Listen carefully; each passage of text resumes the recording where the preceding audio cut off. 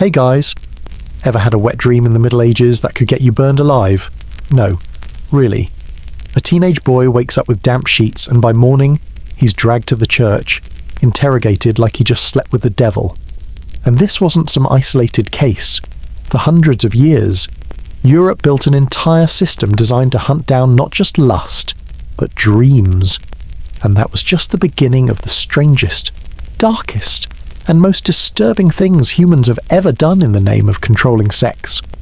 In this episode, you'll hear about girls executed for sleeping with demons in their dreams, secret folk remedies for abortions, sometimes chili peppers, sometimes swords, and men who castrated themselves just to stop sinning in their sleep. Not myth, not metaphor, real history. So before you get comfortable, take a moment to like the video and subscribe, but only if you genuinely enjoy what I do here. And let me know in the comments where you're tuning in from and what time it is for you. It's always fascinating to see how far this sleepy little time machine reaches. Now dim the lights. Maybe turn on a fan for that soft background hum. Let's begin.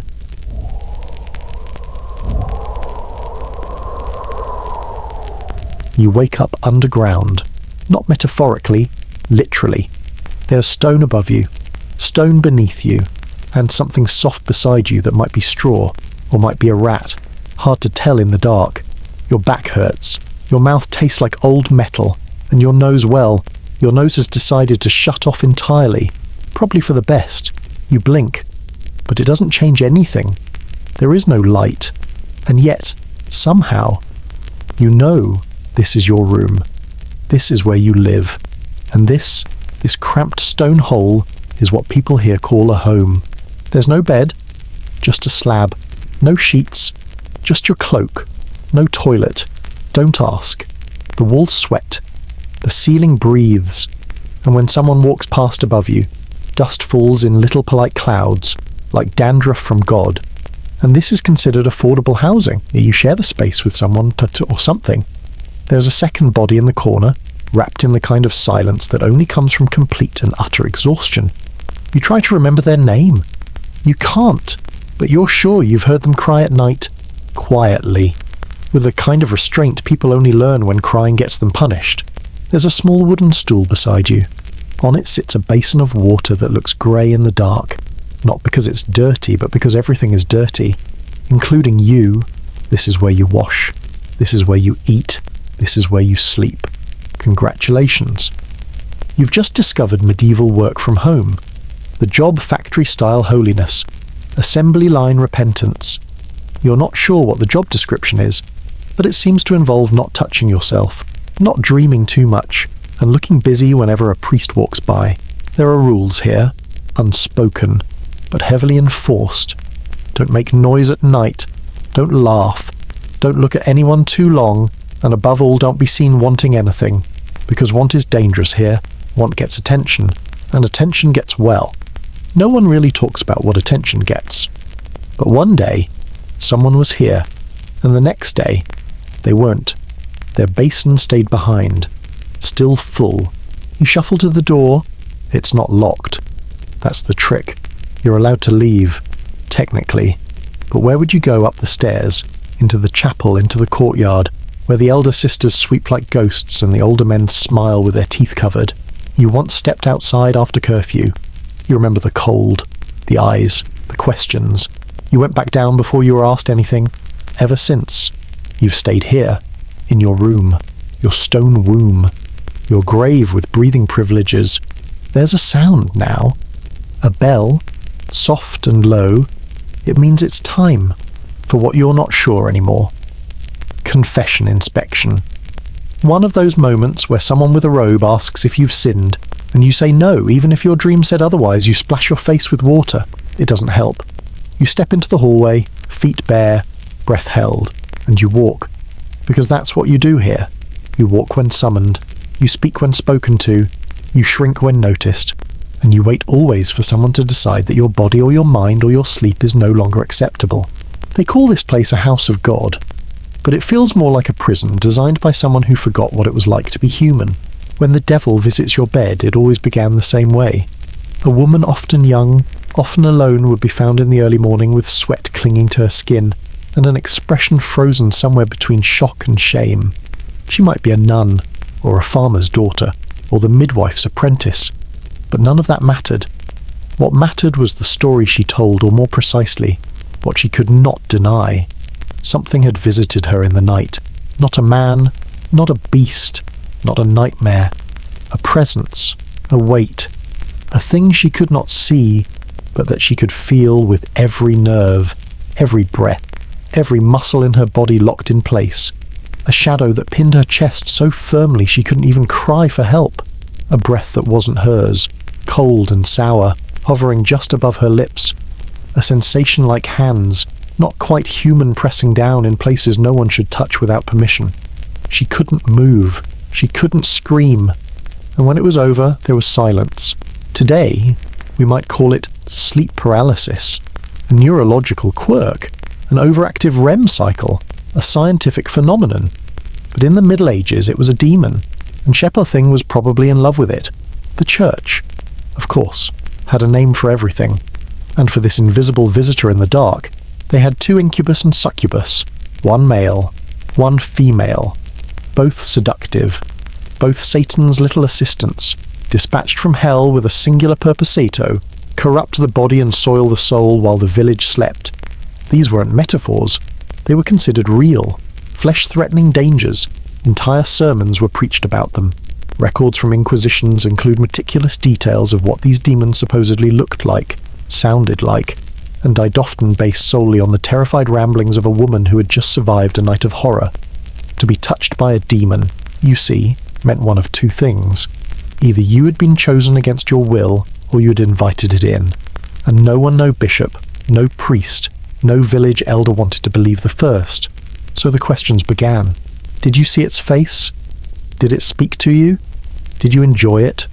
She had been asked these things in a stone room, surrounded by men who smelled of incense and judgment.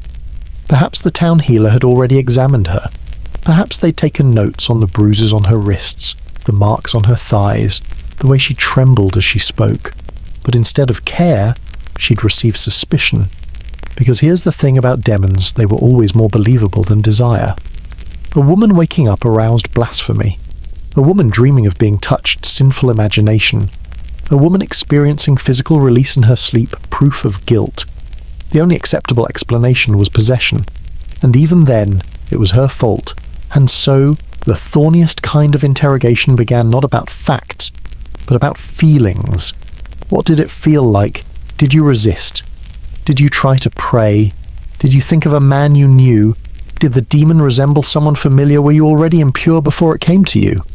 Every question, every single one, was a blade hidden inside a prayer. They weren't looking for the truth. They were looking for someone to blame. What made this especially cruel was the nature of the experience itself. Sleep paralysis is terrifying. You feel awake, but trapped in your own body. Hallucinations are common. You might see a figure at the foot of your bed, or hear footsteps across the floorboards, or feel hands creeping across your skin. And in a time before science, before psychology, before even the concept of consent had any legal weight, it made sense to believe in demons. But belief is one thing, judgment is another. Once the word incubus was spoken, her life changed. She was no longer a person, she was a warning. They would mark her as touched, impure, dangerous. Children would be told to avoid her shadow. Young men would leer at her behind closed doors and call her cursed. Older women would whisper prayers when she passed, and if she confessed too much, well, then she was no longer a victim. She was a temptress, a traitor, a collaborator with the devil, and that meant punishment. Now and then, someone, usually a man, would try to rationalize it. Oh, she's just hysterical. She must have dreamed it after reading some nonsense. Women are prone to fantasy, but that didn't save her. In fact, it made things worse, because now she wasn't just a sinner. She was deliberate about it. She knew what she was doing. She enjoyed it. She welcomed it. So they questioned her harder, pressed her longer, made her describe things no one should ever be forced to describe in front of strangers. And if she broke down crying, they called it evidence. If she denied it, they called it pride.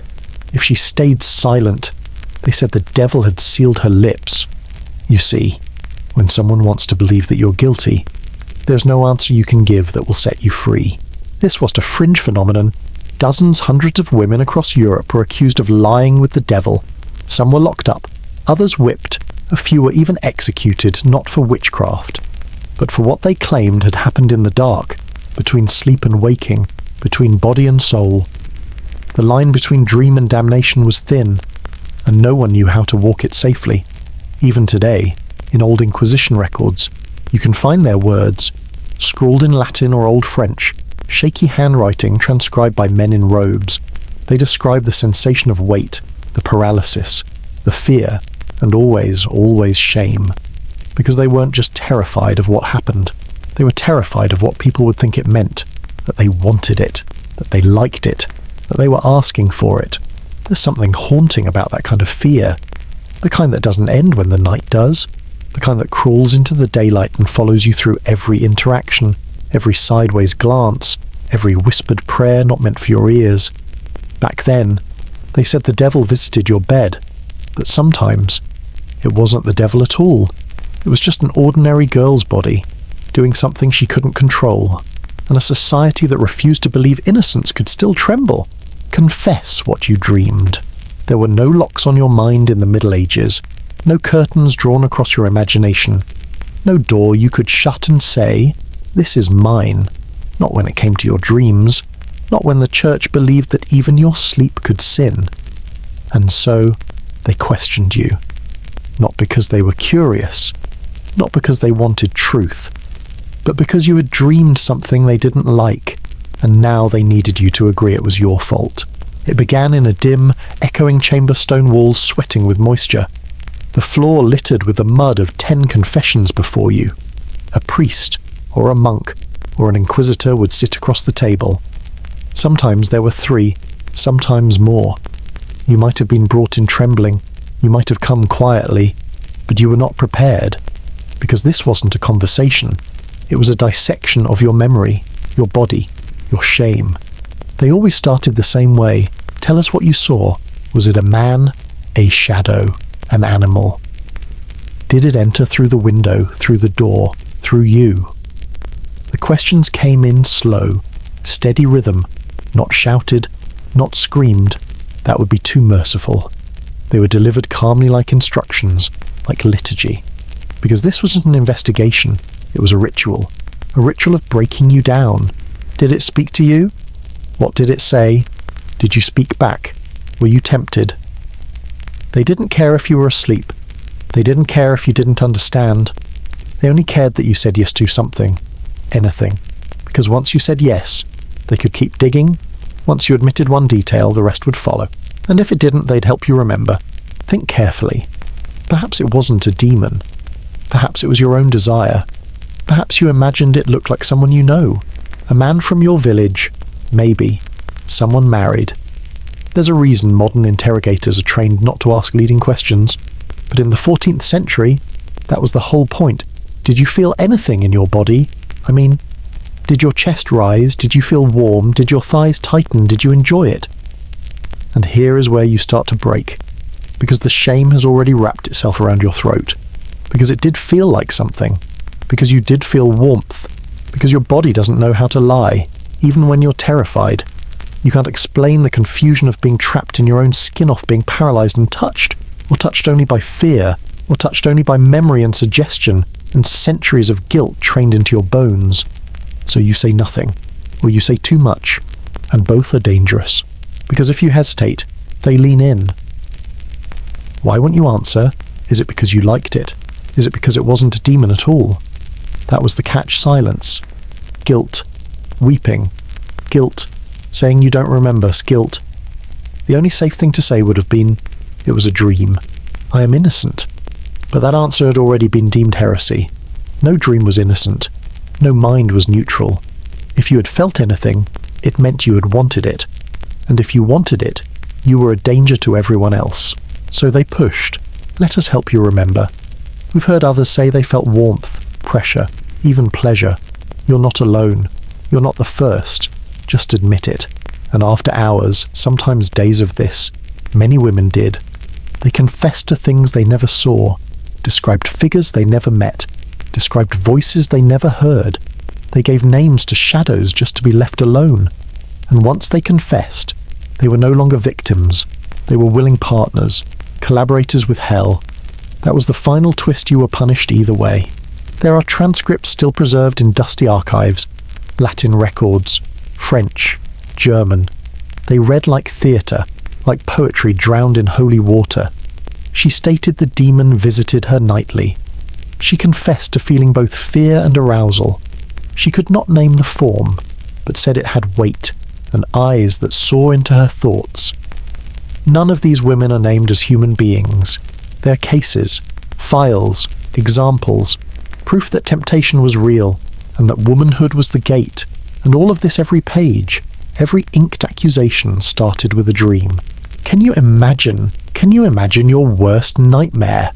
Something you never invited, something that woke you sweating, crying, ashamed, and instead of comfort, you're handed a seat in a cold room and told to relive it in front of strangers, not once, not twice, but over and over again, until your memory bends under the pressure and starts to shape itself to what they want to hear. That's not justice, that's coercion. But they didn't call it that. They called it confession. They told you it was for your soul. They told you it was cleansing. They told you that if you spoke, you could be forgiven. But what they really meant was speak so we can punish you properly. And so women learned to say what was needed, to invent demons when no one had come, to pretend they had been seduced so they wouldn't be burned alive for lying. And sometimes, even that wasn't enough. Because once they decided you were impure, they didn't need a reason. They only needed a story. And now, they had one yours. Eventually, you stopped talking. Not because you were stubborn, not because you were brave, but because it didn't matter what you said anymore. Words had become weapons, and silence was the only shelter left. But even silence could be punished, because the church had a final rule: only the guilty stay quiet. And so the questioning continued, long after your voice had gone, long after your truth had cracked, until there was only one sound left in the room, the gentle scratching of a quill on parchment, writing down a dream that wasn't yours anymore. The church that watched you sleep into day's world. You might joke about your phone listening to you. You cover your laptop camera. You read terms of service. You delete your browser history. And even if you don't say it out loud, somewhere deep down, you know privacy is a performance. You're being watched. Maybe not by a person. Maybe not in real time, but by the system, by the algorithm, by something that remembers. Now imagine all that, but in 1347. No screens, no microphones, just stone walls, candlelight, and a God who watched everything, especially when you slept. Because to the church, your dreams were never just dreams. They were clues, evidence, weaknesses waiting to be discovered. They told you that God was always present, that he saw every deed, every thought, every sinful impulse. But it wasn't just God. The church wanted to see too, and not just what you did by day or work. Your words, your prayers. They wanted your body when you weren't using it. They wanted your mind when it wandered. They wanted your sleep, because sleep, to them, was vulnerable territory. A time when the devil could slip in unnoticed, when the soul lost its grip on discipline, and when the body told truths the lips wouldn't dare speak. So they watched, not directly, of course. They didn't stand beside your bed. They didn't need to. They trained your community to do it for them. It began with sermons. The priest would warn the congregation, beware of the night. Beware of wicked thoughts that come while you sleep. Beware the signs, stained sheets, trembling limbs, whispers in the dark, and the congregation listened. Mothers began checking their daughters' beds in the morning. Wives watched their husbands twitch in their dreams. Monks reported on brothers who sighed too heavily in their sleep. And if something seemed suspicious, it was brought to the church, a priest, a confessor, a tribunal, all ready to dig into the private hours of your life, as if your unconscious mind were a ledger that needed balancing. They called it spiritual vigilance. But what they built was a machine, a cold, meticulous system of suspicion. Every body was a potential crime scene. Every bedroom, a courtroom. Every emotion, evidence. And the most dangerous thing wasn't lust itself, it was desire without control. because desire could lead you to break rules, to think differently, to prioritize your own will over God's law. So they taught you that even in your sleep, you had to be morally alert, that you had to confess not only what you did, but what you felt, what you thought, what you dreamed. There were guides, handwritten by theologians and monks, manuals for confessors, instructions for identifying signs of nocturnal sin. They described what to ask, what to look for. One of them advised priests to question children who reported strange dreams. Another recommended interrogating nuns who experienced episodes of pleasure during the night. And it wasn't curiosity. It was protocol. The body was no longer just a temple. It was a site of surveillance. And sleep, the last sanctuary you thought you had, was turned into a spiritual crime scene. Think about that. You come home after a long day in the fields. You crawl into bed exhausted, aching. You fall asleep. Maybe you dream of a lover. Maybe you don't. You wake up with damp sheets. But you don't panic because of the sheets. You panic because someone might see them. Someone might report them. And if they do, you'll be made to explain what your own body did while you weren't even awake. You'll be expected to account for your thoughts, your movements, the images that flickered in your sleeping mind. And if you can't, then clearly, you have something to hide. What the church understood better than kings, better than generals, better than merchants was that fear controls better than force. You don't need to chain a man if you can convince him to chain himself. You don't need to guard a woman if she's already trained to be ashamed of her own skin. You don't need to burn a village if the villagers are burning each other in the name of virtue. All you need to do is convince people that their dreams are not theirs. So they built rules. They built rituals. They built confessions and codes and catechisms. And they taught people that holiness meant surveillance of the self, touching yourself in your sleep, a sin. Dreaming of a stranger's hand, a sin. Feeling warmth, tingling, breathlessness in the night, a sin. Not because it hurt anyone, not because it broke any real law, but because it implied that the soul was not fully in control of the body, and that was the real threat. Because if your body could feel pleasure without permission, if it could love without logic, if it could long for something outside of doctrine, then it meant you were human. And being human meant being dangerous. The church didn't just watch your sleep. It colonized it. It made you fear your pillow, your blanket, your own skin. And the worst part, you learned to do it to yourself. You learned to wake up and scan your own body for signs of sin.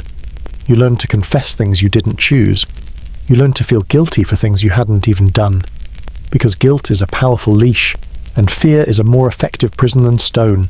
You might think this is all medieval paranoia, that we've outgrown it. But tell me, have you ever woken from a dream and wondered, what does it say about me that I dreamed? That have you ever caught yourself hiding, even your thoughts, from people you love, from your children, from yourself? Have you ever apologized for something you only imagined?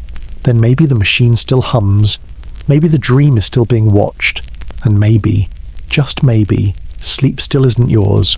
The girl who was made an example. Her name is gone now, not erased, not scratched out, just quietly lost, like so many others. She may have been from a village by the forest, or a fishing town on the northern coast. She may have worn her hair in tight braids, or cut it short after her mother died. She may have sung in the fields, or prayed every night without fail. We'll never know. Because the records didn't care for girls like her. They didn't keep her name, only her purpose. She was the warning. The story began the same way so many did a girl. A dream, a problem.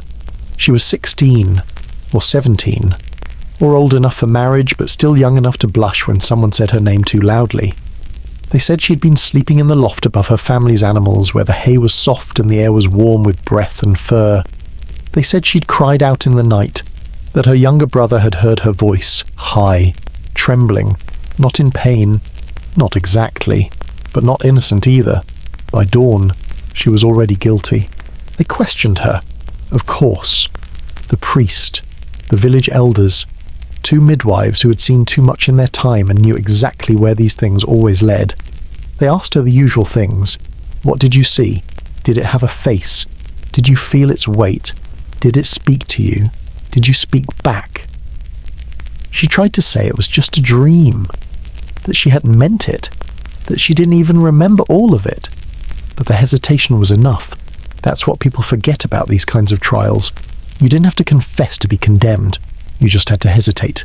The details warped quickly. One day it was a dream. The next, it was a visitation. By the end of the week, the story said that she had welcomed a demon into her bed, that she had smiled, that she had whispered his name, that she had cried out in pleasure, not fear. How would they know they wouldn't? But the truth wasn't what mattered. What mattered was that she had made others uncomfortable, that her body had betrayed the rules, that her desire had leaked through the seams of the night, and now it had to be punished. Not quietly, not gently, publicly. So they made her stand, in front of the congregation, in a borrowed dress, because hers was soiled spiritually. They said she was told to read the confession someone else had written for her. It said she had consorted with darkness, that she had welcomed evil, that her thoughts were corrupt and her dreams were proof. She read the words, she stumbled, she cried, and they told her that crying was more proof a sign of remorse, or guilt, or falsehood. There was no right way to be innocent anymore. There was only compliance and punishment. The girls in the village were told to watch, to remember. This is what happens when your thoughts wander. This is what happens when you don't guard your dreams. This is what happens when your heart starts beating before it is given permission. Some of them looked away. Some stared with a kind of terrified fascination. And some, years later, would whisper her name, whatever it was, into their pillows as they clenched their thighs shut and prayed not to feel. They didn't kill her. That would have been too merciful, too quiet. Instead, they marked her. Maybe it was exile, or a scar, or a life of silence and lowered eyes. She became a ghost in her own story, a shadow that wandered behind market stalls, a cautionary tale dressed in human skin, and everyone moved on. The village returned to its routines. The priest continued his sermons. The boys laughed again. The midwives delivered babies, and no one mentioned the dreams anymore. Not because they stopped, but because they became dangerous. It's easy to think of history as a list of laws, but sometimes the real laws are unwritten. They're stitched into rituals, spoken over meals, tucked between warnings and bedtime stories. Don't sleep too soundly. Don't laugh too loud at the wrong time. Don't let your body betray you. Those were the rules, passed down like silverware or disease. And for the girls, there was one more. You're not allowed to love first, because love real love, wanting, warm, pulsing in the chest and hips was not something a girl was supposed to discover on her own.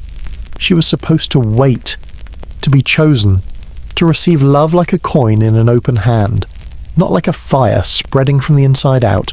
If she reached for it on her own, if she dreamed of it, if her body moved before the ring was on her finger, she was broken, tainted, marked, and someone had to pay for that. Not the priest, not the system, not the silence, her, always her. The saddest part, we don't even know if she ever actually dreamed anything at all. Maybe she just shifted in her sleep. Maybe she gasped from a cramp. Maybe her brother lied. Maybe the neighbours were bored. Maybe she loved someone, and someone found out. But in the end, it didn't matter, because once the narrative was set, she became a symbol. And symbols don't get mercy. They get put on display. The girl who was made an example is the reason so many others never spoke again. Why they swallowed their questions. Why they feared their own warmth. Why they cried into their sleeves and told themselves it's better not to feel anything at all. Because in a world where longing was treason and desire was a demon with a name, to love without permission was the most dangerous crime of all. Education by humiliation. They said it was for the good of the village, and that's what made it righteous. They said it wasn't punishment. It was instruction, a lesson, a warning, a teaching tool. They weren't trying to destroy the girl, only her privacy, only her name, only her sense of self. Because when a sin is hidden, it's dangerous. But when it's read aloud in church, it becomes a sermon. The pews were full that morning. The little stone chapel had never felt so cramped. Fathers sat straighter. Mothers kept their children quiet. Young men leaned forward, just enough to look like they were listening, but not enough to seem interested in the details. The girl who used to walk past them like any other face in the village was now sitting off to the side, not in the front, not in the back, but somewhere in the centre. where no one could miss her. She wasn't allowed to speak. She'd already spoken once. That was the problem. Today, she would be spoken for. The priest cleared his throat. He held a folded piece of parchment, sealed with wax already broken. It had been written by someone else, perhaps a scribe, perhaps a confessor, but it would be read in his voice, in his rhythm, in his cadence. He began with scripture, as they always did. Something about purity, something about keeping the soul clean, something about how sin begins not in action, but in thought. And then he unfolded the paper. What followed was not scripture. It was her. The confession began plainly. She had dreamed. She had felt something. She had not resisted. Then it deepened. The words turned heavy, specific, anatomical, describing where the demon touched her, what she did with her body, what her body did in return, and all the while she sat there, still, frozen, her cheeks red, but not from shame, from the heat of so many eyes burning through her. No one told her to look away. That was part of the lesson. She had to learn to sit with it, to endure her own story like a punishment carved into stone. The younger girls squirmed. They didn't understand every word, but they understood enough. The laughter of the older boys came later, behind barns and in corners, echoing phrases they didn't deserve to know. The women whispered. Some pitied her, some feared her, some were relieved it wasn't them. And the men did what they always did. They called it necessary. Because this was education. This was the church's version of sex ed. Not biology, not anatomy, not consent. Just shame. Deep, public, irreversible shame. They didn't teach you what a woman was. They taught you how to fear her. They taught you what happens when she forgets her place, even in her dreams. They didn't teach girls how to know their bodies. They taught them how to hate them. Sometimes it wasn't even the original girl who suffered the most. Sometimes it was the ones sitting beside their mothers, hearing the words for the first time. The ones who would go to bed that night afraid to sleep, afraid to feel, afraid to turn on their side and let their bodies shift in a way that might be remembered. By them, by God, by someone who might be listening. Because once something becomes readable, it becomes repeatable. And in that moment, every girl in the room learned a single lesson. You're not allowed to keep your own story. There were times, as many times, when the story wasn't even hers. Confessors had a way of massaging truth, of helping memories become more usable. If the original testimony was too vague, too clean, too unrewarding for the lesson, they would rewrite it, add a phrase here, a more vivid description there, make it worth hearing, because humiliation isn't as effective when it's quiet. It needs rhythm, structure, imagery. It needs to linger. The confession would end with the girl being led away. Sometimes she was sent to another village, sometimes to a convent, sometimes just home, back to her parents' silence and neighbours' smirks. But always, always, the words stayed behind. They echoed in the stone walls. They replayed in the heads of the boys. They hardened into caution in the hearts of the girls. The confession didn't belong to her anymore. It belonged to the village, to the church, to the machine. It was no longer a memory. It was a tool. That's what people forget about punishment in the past. It wasn't about correction. It was about spectacle. There were no guards on your bedroom door, no judges in your dreams, but there was always an audience for your shame, and that audience needed material. So the church became the storyteller. They took your most private mistake, real or imagined, and made it part of the curriculum. Education by humiliation. That's what it was. A system built not to teach facts, but to install fear, not to protect virtue, but to manufacture it in public, with witnesses, with applause, and just like that, every girl became a student, every boy became a judge, and every priest became a playwright with a captive cast. They said it was for the good of the village, and maybe they believed that. But it wasn't education, it was entertainment, dressed as holiness, performed with cruelty, and sealed with silence. Because once the confession ended, once the girl was gone, no one ever said her name again. They only remembered the story. The silence of girls. She didn't say anything. Not the next day. Not the day after that. Not when someone asked. Was it really true? Did she really dream of the devil? She just looked down, picked at the skin around her nail, and changed the subject. Because silence wasn't just survival, it was training. The girls were watching, they always were. They watched as the priest read the confessions. They watched as the boys snickered. They watched as mothers whispered and fathers stared at their shoes. And they understood, not with words, but with something deeper, a knowing that lives in the body before it ever reaches the mind. Don't speak, don't question, don't feel.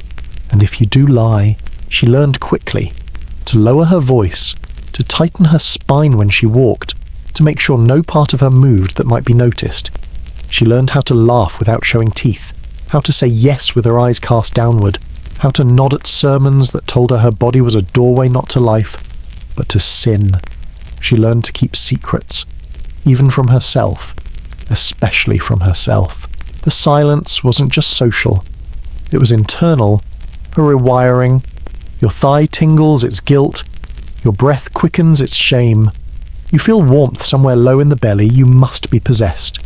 The girls were taught this language in glances, in sermons, in punishments handed to other people, but meant for them. They were taught that silence, safety, that the less they said, the less they moved, the less they felt, the longer they would last. Ask them how they learned to be quiet, and they won't know, because it never came as a rule book. It came as a look, a pause in conversation, a sister flinching when the priest said the word temptation, a girl punished not for speaking out, but for smiling too long at a boy who didn't even notice her. The silence didn't fall all at once. It crept, one moment at a time, one night at a time, one warning at a time, until eventually it felt like part of the air. You could hear it in the way they answered questions. Do you remember your dreams? No. Do you ever feel strange when you sleep? Never. Do you understand the desires of your body? I have none. Not because they were lying, but because they had been trained not to listen to themselves. There was no permission to explore, no room to ask, no language for longing, only silence, and the vague, suffocating sense that something inside you is dangerous. There were girls who did feel something, of course there were, but they told no one, because they had seen what happened when a girl confessed a dream.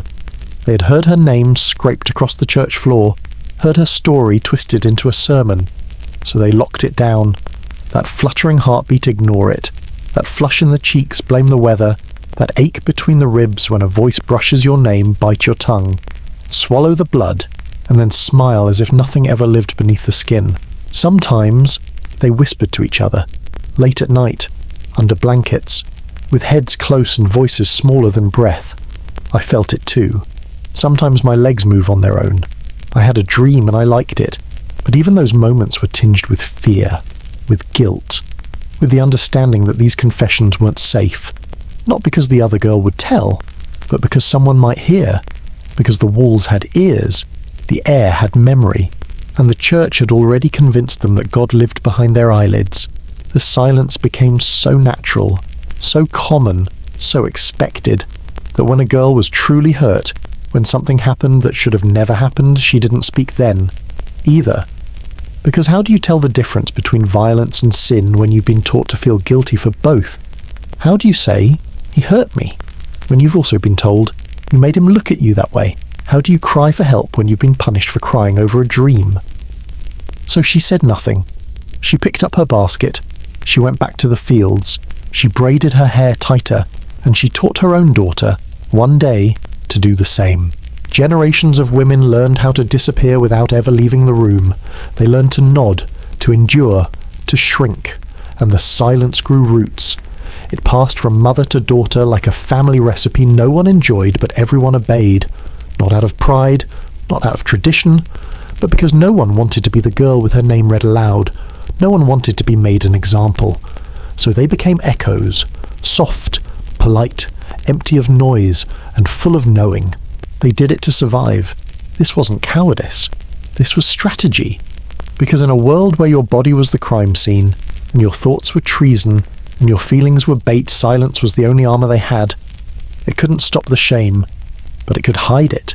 It couldn't prevent the dreams, but it could muffle the scream when you woke. It couldn't make you innocent, but it could make you invisible, and that was close enough. This is not just history. This is inheritance. You can still feel it. In the way a woman pauses before giving an opinion. In the way she smiles when interrupted. In the way she lowers her voice when talking about her own desires. In the way she says, "I'm sorry," before she even knows what for. You can hear the echo of 1,000 silences layered on top of each other, woven into language, stitched into posture, and none of them were accidental. The silence of girls wasn't a symptom, it was a system, built with sermons, fertilized with fear, harvested in shame. And the result, a world full of women who learned that speaking the truth was more dangerous than dreaming the devil into your bed. The last image is simple. A young girl, standing in the back of a chapel, watching another girl's confession being read aloud. She doesn't cry. She doesn't blink. She doesn't move. She just memorizes the sound of a story she'll never tell about herself. And when she goes to sleep that night, she dreams. She feels something. And then she wakes and says nothing. Because silence, she now understands, is safer than being known. Nightmares become evidence. It starts like this. You wake up sweating, gasping, confused. Your breath is sharp in your throat. Your hands are clenched. The sheets are tangled around your legs like ropes. And your heart is still running, even though whatever was chasing you is gone. It takes a moment to remember that you're not in danger, that it was just a dream. But in the Middle Ages, that moment didn't come. Because in the Middle Ages, your nightmare didn't end with waking. It began there. Imagine this. You open your eyes just before dawn. Your body is sore in strange places. You feel unsettled. You think you cried out in your sleep. Maybe your sister heard. Maybe your mother is already looking at you funny. Maybe someone has already told the priest. By midday, you're sitting in a small, dark room, and someone is asking, "What did you dream? Not are you all right? Not what frightened you, but what happened, like it's a crime scene." Because to them, it was, this is where the lines blurred, where dream became action, where fear became testimony. You say you were lying still. You felt something press down on your chest, something whispering low, not in a voice you know. You couldn't move. You couldn't breathe. You think it touched you, and they nod. Because to them, this isn't a dream. It's a confession. They write it down. They copy it into ink and ledger. They record it as a visitation, as proof that the devil himself had found you, and you, terrified and ashamed, don't know what to say. Because your body remembers something, but your mind can't explain it. And no one will believe you if you say, "I don't know." So you say what they want. You give them details you're not sure are real. You agree when they ask if you invited it in. You nod when they suggest you might have enjoyed it. Because the silence is worse. Because the questions don't stop. Because the truth doesn't protect you anymore. Only surrender does. From there, it moves quickly. One document becomes two become four. And suddenly, there's a case. A young woman in the countryside visited by a spirit in the night.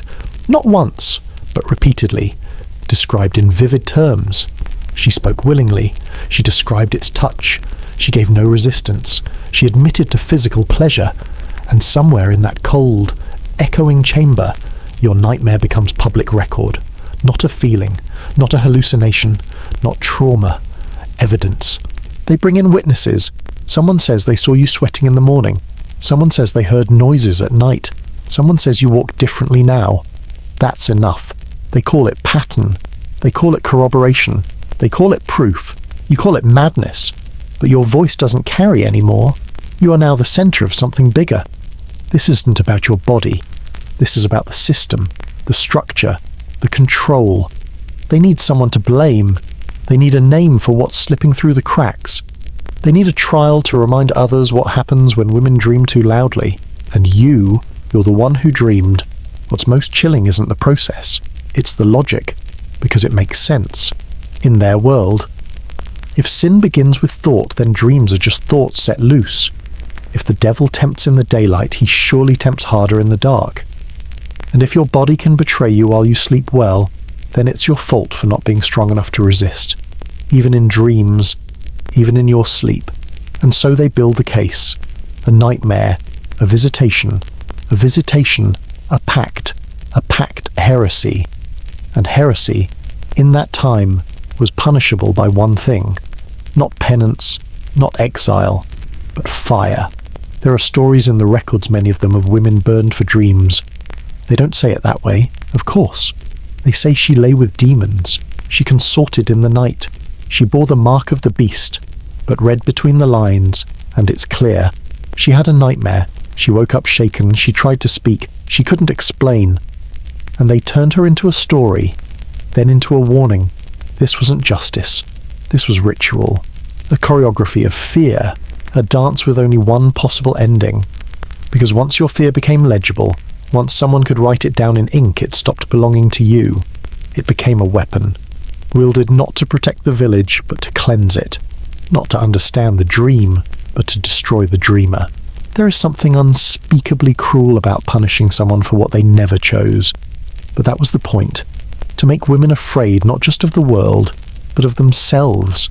To make them doubt every twitch, every warmth, every whispered word their body spoke while they slept.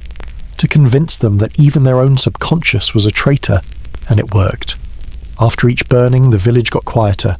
Girls went to bed with their hands crossed over their stomachs. They pressed their thighs together like gates. They whispered rehearsed prayers into the straw. Lord, keep my mind still. Lord, do not let me feel. Lord, protect me from myself. Not from demons, not from men, not from injustice, from themselves. This is the part no one teaches, that medieval justice didn't need action. It only needed fear, and dreams irrational, uncontrollable. Deeply human dreams were the perfect place to cultivate it, because if you can turn a nightmare into a sin, you can turn a woman into a criminal before she ever opens her eyes. One story stands out. A woman, nameless, like so many reported waking from a nightmare crying. When asked what she had seen, she said she couldn't describe it. They pressed. She finally said it felt like someone was inside the room, that she couldn't move, that she thought she'd been touched. They wrote it down. They read it back to her. They added phrases she didn't say. By the end of the week, she had confessed, and by the end of the month, she was gone, not moved, not silenced, burned, because the only thing more dangerous than her body was her memory of something they couldn't control. Nightmares became evidence, dreams became confessions, fear became fact, and women learned, again, to stop remembering, to stop telling, to wake in the dark and tell themselves it was nothing, just a shadow, just a chill, just a dream, because in that world, what you dreamed could kill you, and silence could save you. The witch who was a midwife. She never called herself a witch.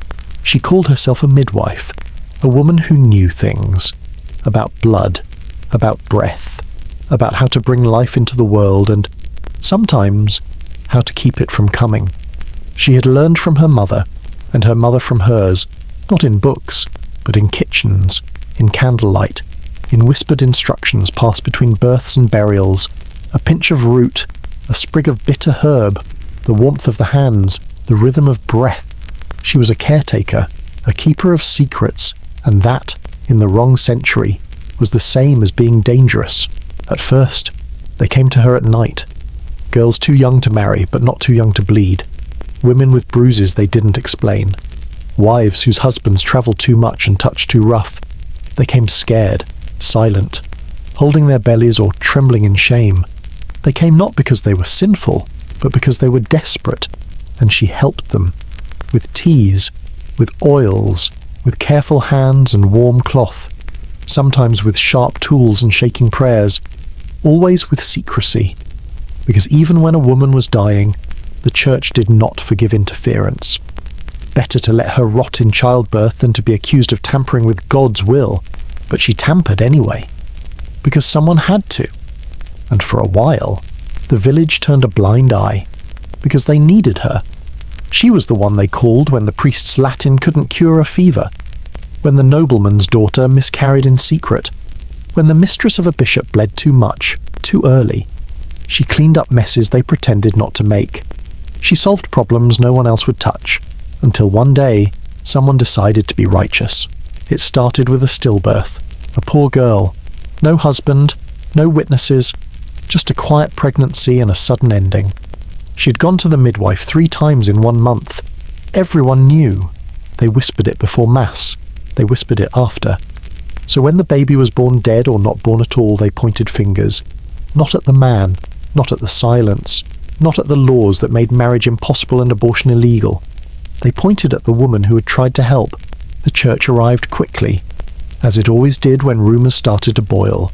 They questioned her, asked for her herbs, demanded to see her hands, tore apart her home like sin could be stored in a jar or a folded towel. They asked what she had done. She said nothing. They asked what she had given.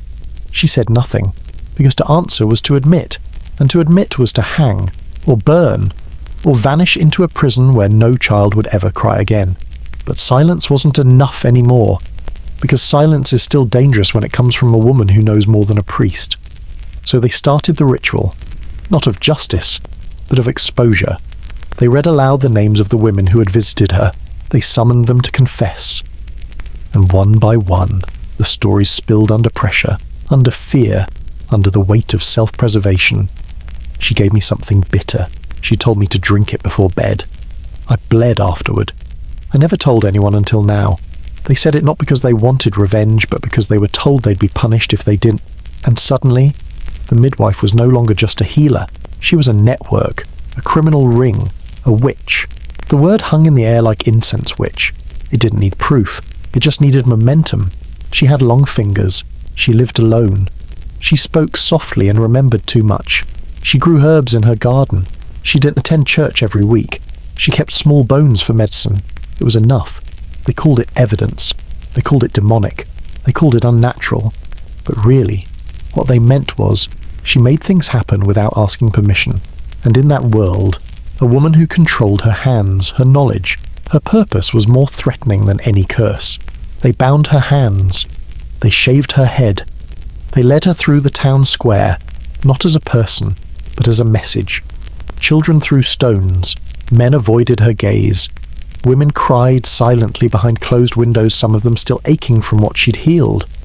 And as they dragged her toward judgment, she did not scream. She did not beg. She only looked up and said a single thing, "You will need me again." Because they would. The nobleman's mistress would bleed again. The bishop's daughter would fall again.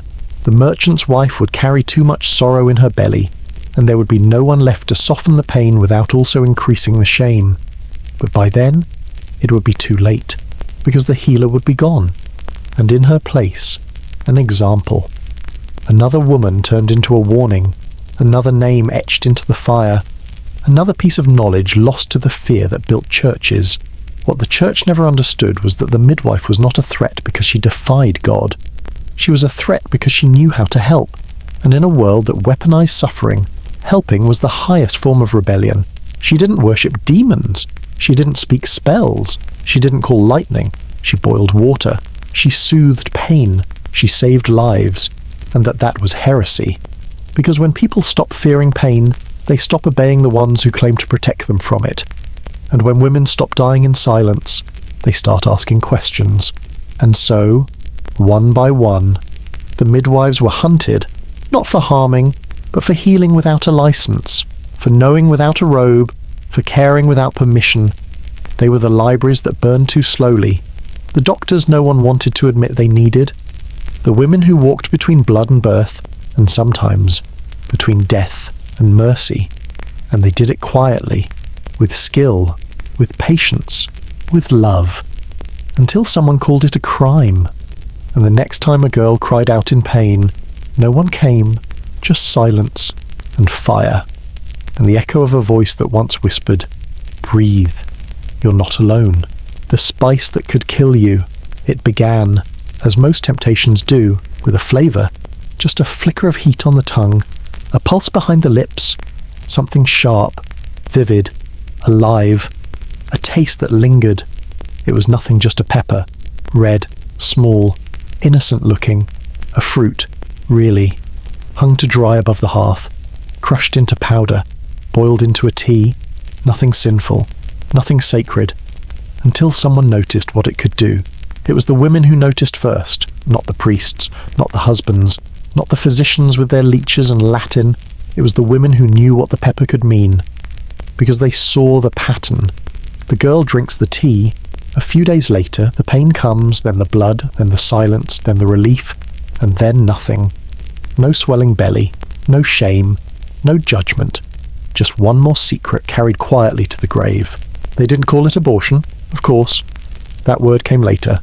Invented by men in coats, filed under laws, stamped on papers. No, back then, it was called correction. A realignment, a bitter tea for a late moon, a woman's wisdom passed down with cloven salt. The midwives called it the burning blossom. The housewives called it kitchen thunder. The girls, they just called it hope, until someone else started calling it something else. Witchcraft. Because you see, the men began to notice and too. Not all at once, but slowly, suspiciously. Why was that unmarried girl no longer pregnant? Why was the merchant's wife walking straight again? Why was the bishop's mistress back in her chamber after a single night of fever? Why were these women healing when they were supposed to suffer? And when they asked the right questions or the wrong ones, the answer kept coming back to one thing: a spice. A little red fruit that could chase the devil from your bed or bring him closer, depending on who was telling the story. In truth, the pepper wasn't magic.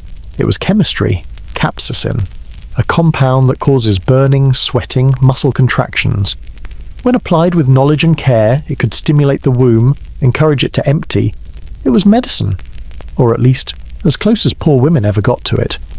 But because that medicine worked, because it gave them control, agency, a say in what happened inside their bodies, it was declared dangerous, and not just for women, for everyone. Soon, the pepper was no longer a spice. It was a symbol, a red flag in the hands of any one female, a signal that she might be trying to undo God's will. Forget that it came from the earth. Forget that it was used in food.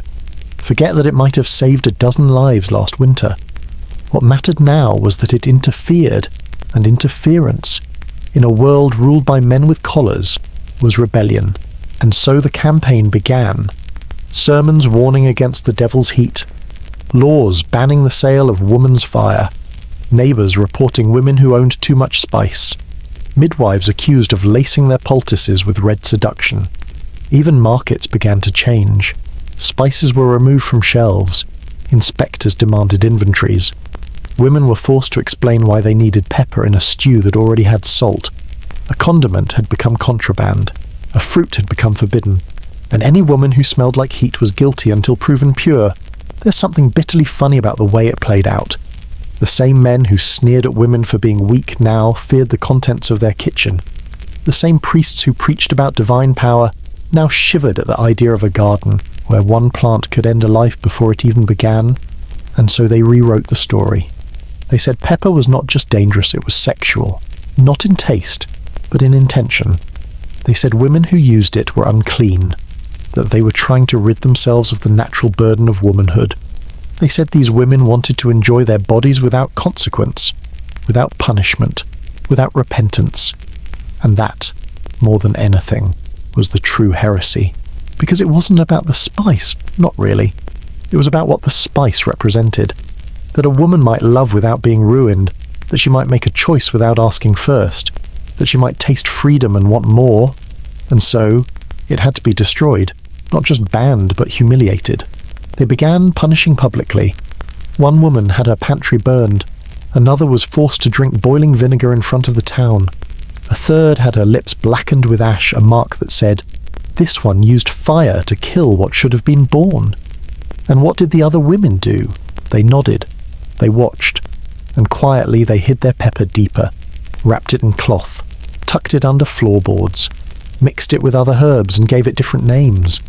They learned to whisper bay leaf when they meant something else entirely, because the punishment was public, but the knowledge remained private, guarded, passed on.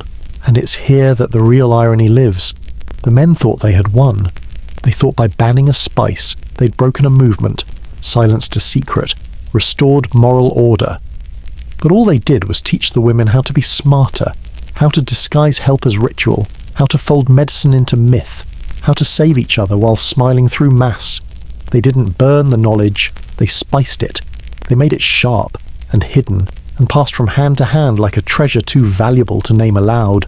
So yes, a spice could kill, It could end a pregnancy. It could end a woman's reputation. It could, in the right or wrong hands, become the reason for a trial. But it could also save. It could be the difference between a girl destroyed by a secret and a woman who gets to live another day on her own terms. And centuries later, long after the flames have cooled, after the sermons have been forgotten, after the laws have changed, you can still find women who plant red peppers by the back fence, who dry them under cloth, who grind them slow, and who teach their daughters how to measure just enough to sting but not to burn.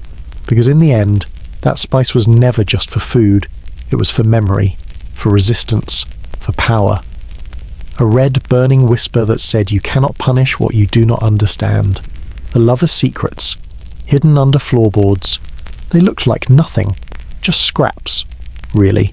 A folded cloth, a rusted pin, a braided string, stained with wax, a twist of dried root tied with red thread, a wooden bead worn smooth from fingers, a note barely legible written in haste. If you saw them in the street, you wouldn't think twice. You might even step over them, forget them, call them debris, but hidden beneath floorboards, beneath straw mats, beneath the loose stone at the edge of a fireplace, they became something else entirely. They became secrets, and more dangerously, they became love. Love wasn't illegal in the Middle Ages, but unsanctioned love was. Love without contract, love without witnesses, love without punishment, obligation, or outcome. That kind of love, the quiet kind, the chosen kind, was too dangerous to live in daylight. So it lived in corners, in locked boxes, in spaces that only the hands could find, under the bed, behind a beam, beneath the hearth, somewhere safe, somewhere dark, somewhere you could press your fingers to it at night and remember that someone, somewhere, had once touched you with kindness. They called them charms, amulets, witchcraft, sedition. But they were none of those things. They were keepsakes, from women who had no drawers, no diaries, no wedding rings, no framed photographs, just objects small and worn that held stories their mouths couldn't risk telling. A lock of hair wrapped in wool, a bone button from a man's shirt, a piece of ribbon still smelling faintly of clove, a scrap of parchment with a prayer only she understood. Sometimes they worked as protection, sometimes as memory, sometimes just to keep hope alive. But they always carried weight, not because of magic, but because of fear. Because if someone found it, if a husband discovered a charm that didn't belong to him, if a priest saw a carved sigil on a piece of cloth, if a midwife said too much under pressure, then what had once been private became proof. Proof that she'd given her body without permission, that she had desired without instruction, that she had loved someone who wasn't chosen for her. And in a world where desire without control was heresy, a button was enough to burn you. One story tells of a woman who hid a carved wooden figure beneath her mattress. A man's face. Not well made, just a crude likeness. A nose too large. One eye lower than the other. But she kissed it each night before sleep.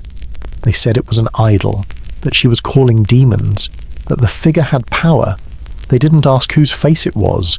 They didn't want to know that he was a farmer from 3 villages away, that they'd met once a year at the spring fair, that he had held her hand once and said nothing, because longing was not a valid reason, not for a woman.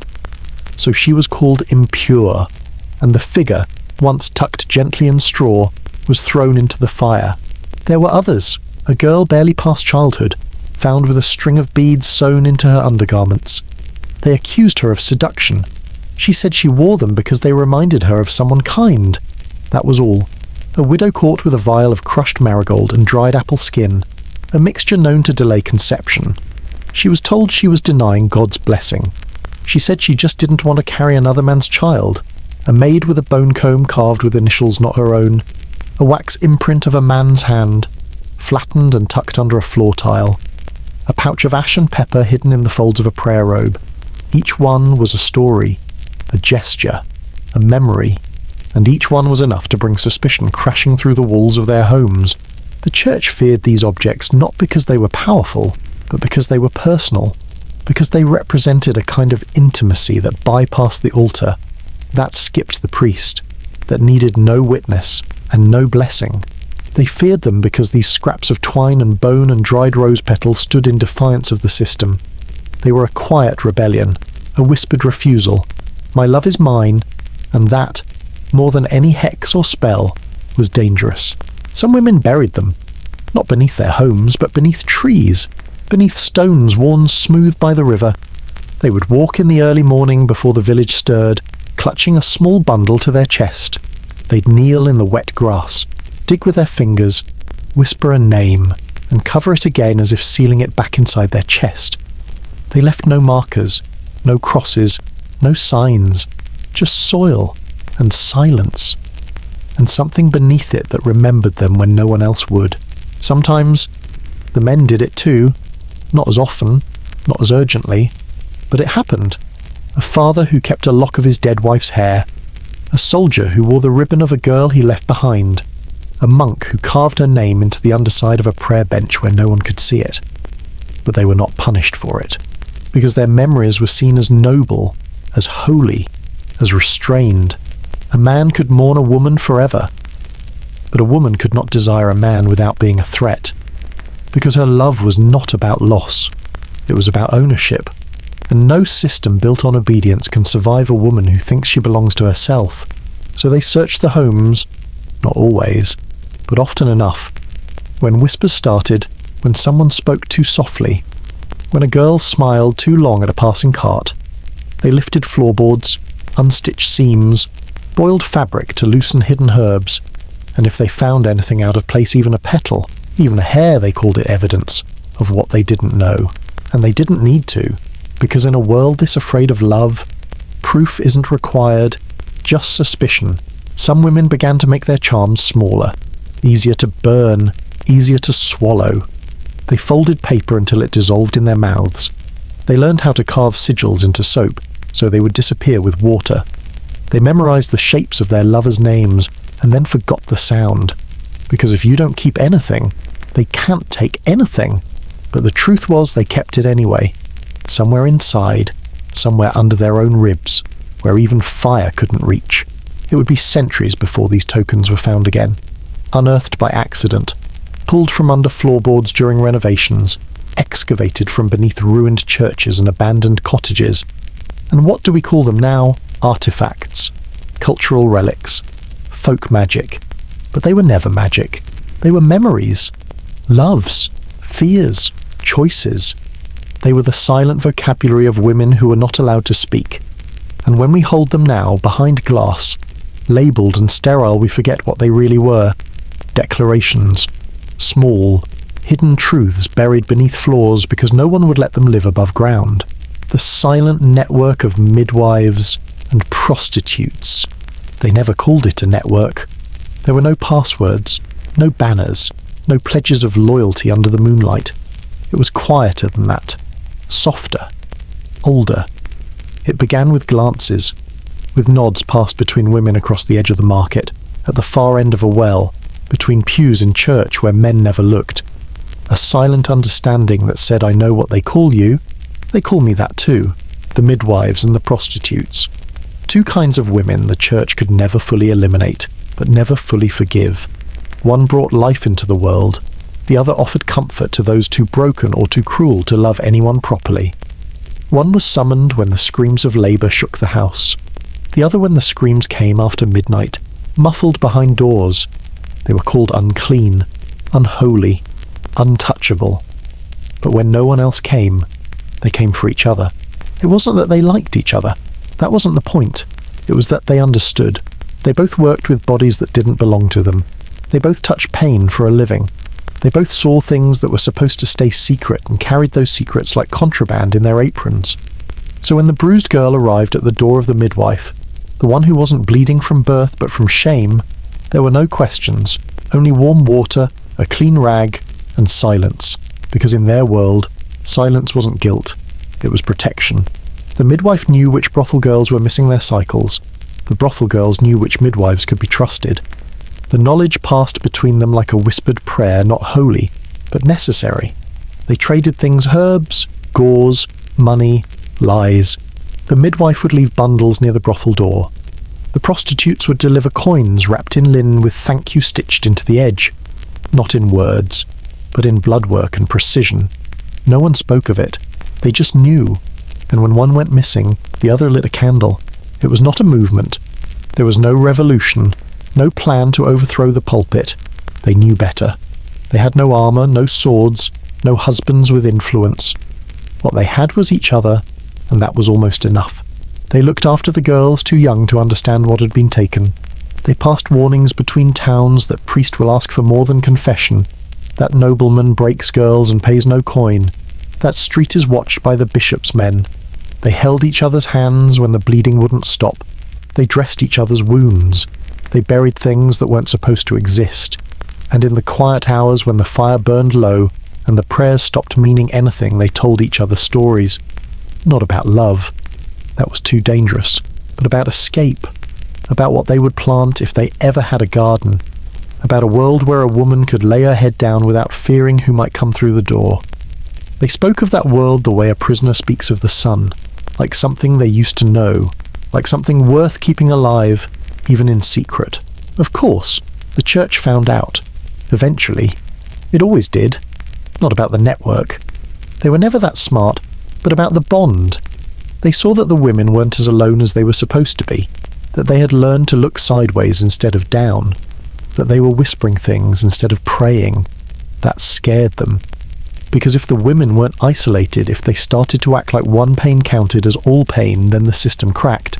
So they cracked back. They began with inspections. Midwives were summoned to account for every herb, every tool, every rag. Prostitutes were questioned not just about clients, but about friends, about which women came through their doors without paying, about what they brought, about what they left behind. Some cracked under pressure, named names, most didn't. They had learned how to lie while making it sound like obedience. The secret wasn't in the words, it was in the space between them. A few women were arrested. One midwife accused of sheltering a prostitute who refused a nobleman. One girl from a brothel charged with carrying demonic tincture meant to kill a child. No one called it mercy, no one called it love. Only corruption, only rebellion, only filth. But the network survived, because it wasn't built on paper or on names. It was built on needs, and needs always return. When one midwife disappeared, another stepped in. When a girl was dragged from a brothel, the women gathered in silence outside the court, not to shout, not to protest, just to be seen. So the men would remember you can take one, but you will never take all. Because we already know how to disappear, and how to return. Even the young girls, new to their trades, learned fast how to wrap a wound, how to treat a fever, how to signal danger with just a gesture, how to cry without noise, how to hold another woman's hand without trembling. These were not skills taught in church. These were survival scripts written in blood and passed from wrist to wrist, not with pride, but with purpose. Some say this network never existed. Historians will tell you no documents prove it. No leaders, no names, no headquarters. But of course not. You don't write things down when writing things down gets you burned. You keep it in your skin, in your daughters, in the taste of that one herb you never forget. And when someone asks, you say I was just helping a friend, because that's all it ever was, and that's all it ever needed to be. So no, they weren't soldiers, they weren't saints, they didn't hold torches or wave banners, they held spoons, rags, each other. They lit no fires, but they stopped 1,000 others from burning alone. And when one woman was punished, 10 more stepped quietly forward with the same knowledge tucked into their palms. This is how it survived. Not through violence, but through care. Not in public, but in shadow. Not with power, but with connection. A thread stitched across silence so tightly even history couldn't pull it loose. The man who blamed the wind, he said it was the wind. That's how it started. Not his desire, not his hands, not the long walk he made in the dark to her cottage. The wind. It had lifted the curtain, he said. It had blown open the door. It had carried the devil in on its breath and apparently carried his innocence out. You'd think they wouldn't believe him, but they did. Because he had a beard, because he quoted scripture, because he looked tired enough to be righteous and self-pitying enough to be trustworthy, and because blaming the wind, as ridiculous as it sounds, was far more acceptable than blaming himself. After all, the wind had no name, no family, no dowry. It couldn't cry in court. It couldn't bleed. It couldn't testify. He wasn't the only one. There was the merchant who blamed the river mist, the stable boy who said the devil had poured lust into his soup, the priest who claimed his hand slipped into a servant's bodice because Satan had loosened his fingers. They said the full moon stirred unnatural hunger, that certain herbs in a woman's perfume triggered sinful thoughts, that the curve of a wrist glimpsed through a sleeve was as potent as witchcraft. And when the church asked for explanations, they gave them boldly. They stood tall in court. They confessed not to sin, but to possession. Because if you admit to weakness caused by something outside yourself, you get sympathy. If you're a woman, you get burned. Some said it wasn't the devil. It was the woman. She bewitched me. She seduced me. She wanted it. She looked at me too long. She walked past me too often. She knew what she was doing. And when asked why the woman, so often poor, so often frightened, so often mute, would do such a thing, they shrugged. It's in their nature. That's all it took. One shrug, one line, and the noose slipped from his neck onto hers.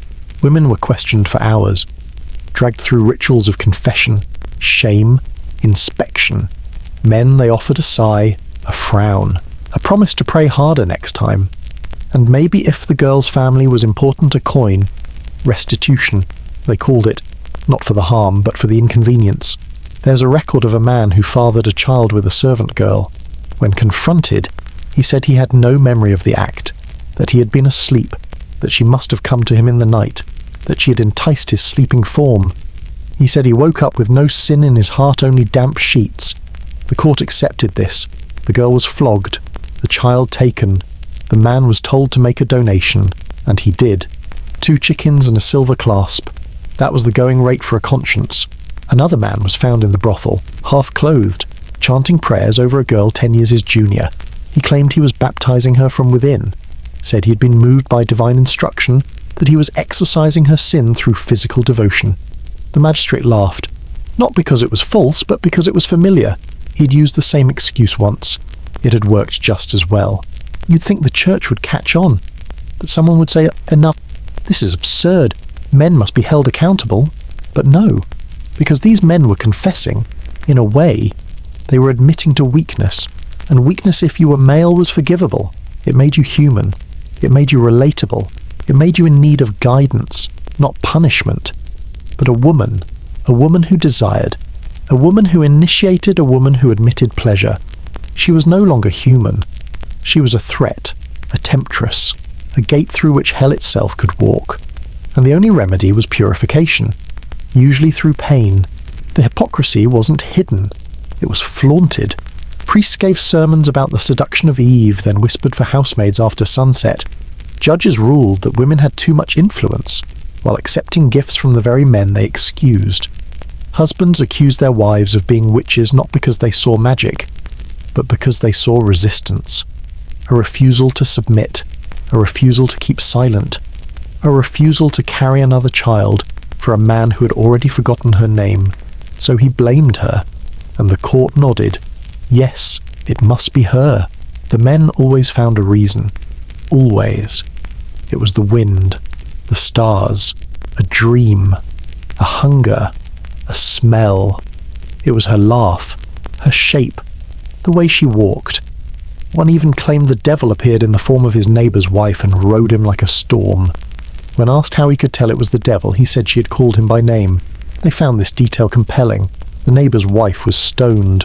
The man was sent to confession. A week later, he remarried. This wasn't justice.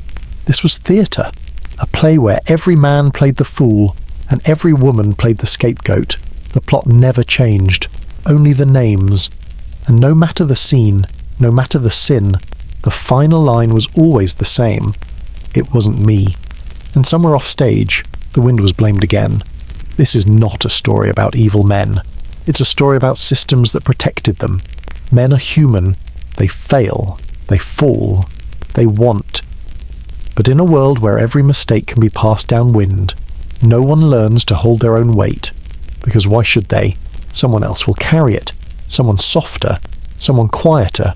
Someone who won't be believed. And when she finally breaks when the guilt is too loud, or the village too cruel, or the blood too heavy, hell sigh and say it wasn't me, it was her. And the world will nod, and the wind will blow, and another woman will disappear. Weapons of desire. It starts with a glance, not a word, not a touch. Just the slow tilt of the head, the narrowing of eyes, the shift of weight from one hip to the other. Small, silent, deadly. Because in the medieval world, desire wasn't just dangerousness, it was armed. And everyone, men, women, priests, whores, knew how to use it. They never taught this in sermons. They warned about lust. They scolded about temptation. They preached that the flesh was weak and the soul was its hostage. But they didn't tell you that desire had teeth, that it could cut, that it could be sharpened like iron, honed through need, polished by survival. They didn't tell you that sometimes the body wasn't a cage, it was a blade. The men used it like conquest. A woman's consent was a trophy. Her refusal was a challenge. Her pleasure, optional. But her silence, that was the real prize. Because it meant she'd been claimed without complaint. So they pursued, with charm, with coin, with cruelty. They weaponized their hunger, turned it into ritual, a touch at the feast, a joke at the market, a prayer muttered too close to the altar rail, not seduction, calculation. And when that didn't work, there was always force. Because the line between wanting and taking was not a line at all. It was a suggestion, and suggestions could be ignored. But the women learned, too. They learned how to wear desire like perfume subtle, sweet, masking something bitter underneath. They learned how to smile at the right man, just long enough to be remembered, but not long enough to be blamed. They learned to soften their voice, to tilt their head, to let a sleeve slip just slightly. And when it worked, they got information, or mercy, or food, or passage. They didn't do it because they wanted to. They did it because it worked. Because in a world where the body was currency, you learned to spend it like coin or lose it to theft. Desire became strategy, not seduction, not romance, tactics. Men used it to dominate, women used it to survive, and both learned slowly, bitterly, that what was once sacred was now just another kind of knife. Sometimes it was literal. There were girls who coated blades in perfume and tucked them beneath their skirts. There were women who laced poison into lip balm so that a kiss could be both invitation and execution. There were queens who took lovers only to blackmail them later. Monks who confessed their sins just to seduce the penitent. Sex was never about sex. It was about power. And power was about who could wound without leaving a scar. One woman in France was said to have worn a necklace of tiny bones, not of children or animals, but of lovers, each vertebra carved with the date of betrayal, each one buried in wax and worn like a crown of silent victories. She was burned, of course. Not because they feared she would harm again, but because they feared she already had. The church, of course, insisted that chastity was the only protection, that a woman untouched was a woman safe. But even that became a kind of weapon, because purity had value. It could be bartered, sold, traded for position, alliance, coin. Girls were paraded like relics. Men competed for their virginity like spoils of war. And the moment it was gone, whether stolen or surrendered, so was her protection. So some women used that moment first. They gave themselves before they could be taken, not for pleasure, but for control. To say, if I must be claimed, let it be by my choosing. That was the sharpest edge of all. Desire was no longer a feeling. It was a transaction. Every glance had a cost. Every moan had a risk. Every pleasure had a consequence. And underneath it all was the question no one dared say aloud, who gets to want? Because in that world, men were taught that wanting was their right, and women were taught that wanting was a sin. So when a woman wanted deeply, silently, fiercely, she became dangerous. And when a man denied his own desire even briefly, he became saintly, even if he'd left a trail of bruises behind him. Desire became confession. Confession became performance. Performance became control. And control became survival. Because once the church learned that they could manipulate desire through guilt, they stopped burning bodies. They started burning thoughts. You didn't have to touch anyone. You didn't even have to speak. If you imagined something and your breath quickened, you were already guilty. So people learned to numb it, to starve it, to pray it away. But some learned to sharpen it, to carry it like a dagger in the dark, to use it before it was used against them. That's the part no one wants to admit, that desire was not destroyed. It was re-engineered. It was not silenced. It was weaponized. It became part of the war between control and chaos, between submission and survival, between system and soul, and everyone from kings to courtesans picked up the blade. Some swung it with arrogance, some held it with shaking hands. But all of them knew that no one walked through that world untouched. No one loved without a scar. It's easy to look back and scoff, to call them repressed, primitive, fearful, but the truth is quieter, more painful. They were not afraid of sex. They were afraid of what it could do.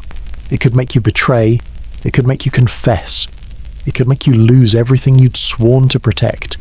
It could make you human in a world that punished humanity. So they turned it into a tool, a threat, a language. And like all languages, those who mastered it could wound without ever raising their voice. The virgin test. They said it was sacred. The test. The ritual. The inspection. The moment when a woman's entire worth could be proven or disproven in under 5 minutes. They said it protected families, protected men, protected the sanctity of marriage. But what it really protected was property.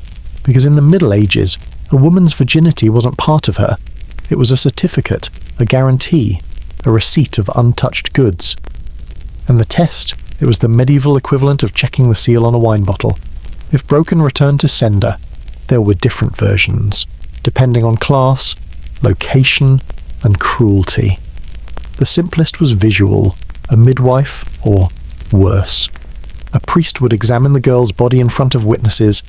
They would part her legs, peer between them with cold hands and colder eyes, searching for the hymen, a membrane so poorly understood.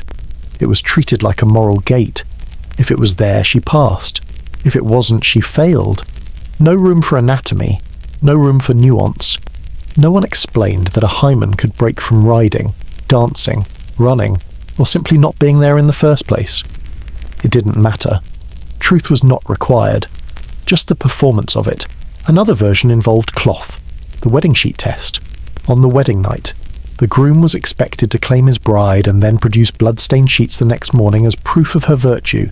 Guests would gather, parents would watch. The stained linen would be paraded through the village like a holy relic. If there was blood, she was pure. If not, she was a whore. No one cared if he was rough. No one cared if he didn't wait. No one cared if she bled because she was terrified. They just wanted red. And if there wasn't enough, some women pricked their own fingers before the act. Some smeared animal blood. Some paid midwives for potions that caused bleeding on command, because survival demanded spectacle, and the sheet was not for comfort, it was for judgment. Then there were the truly theatrical ones. The trial by ordeal. A girl would be made to walk across hot coals, or carry a burning iron. If her feet blistered, she was guilty. If she passed unscathed, God had protected her virtue. It sounds ridiculous, because it was, but it was real. And more terrifying than the fire was the applause when she passed, as if her pain made her clean again. The church sanctified all of it. They called virginity the crown of womanhood, the highest offering a girl could give. Not her mind, not her labour, not her love, her unopened body. She was warned from childhood, if you lose it before marriage, you're ruined. If it's taken from you, you're broken. If it disappears without explanation, you're cursed.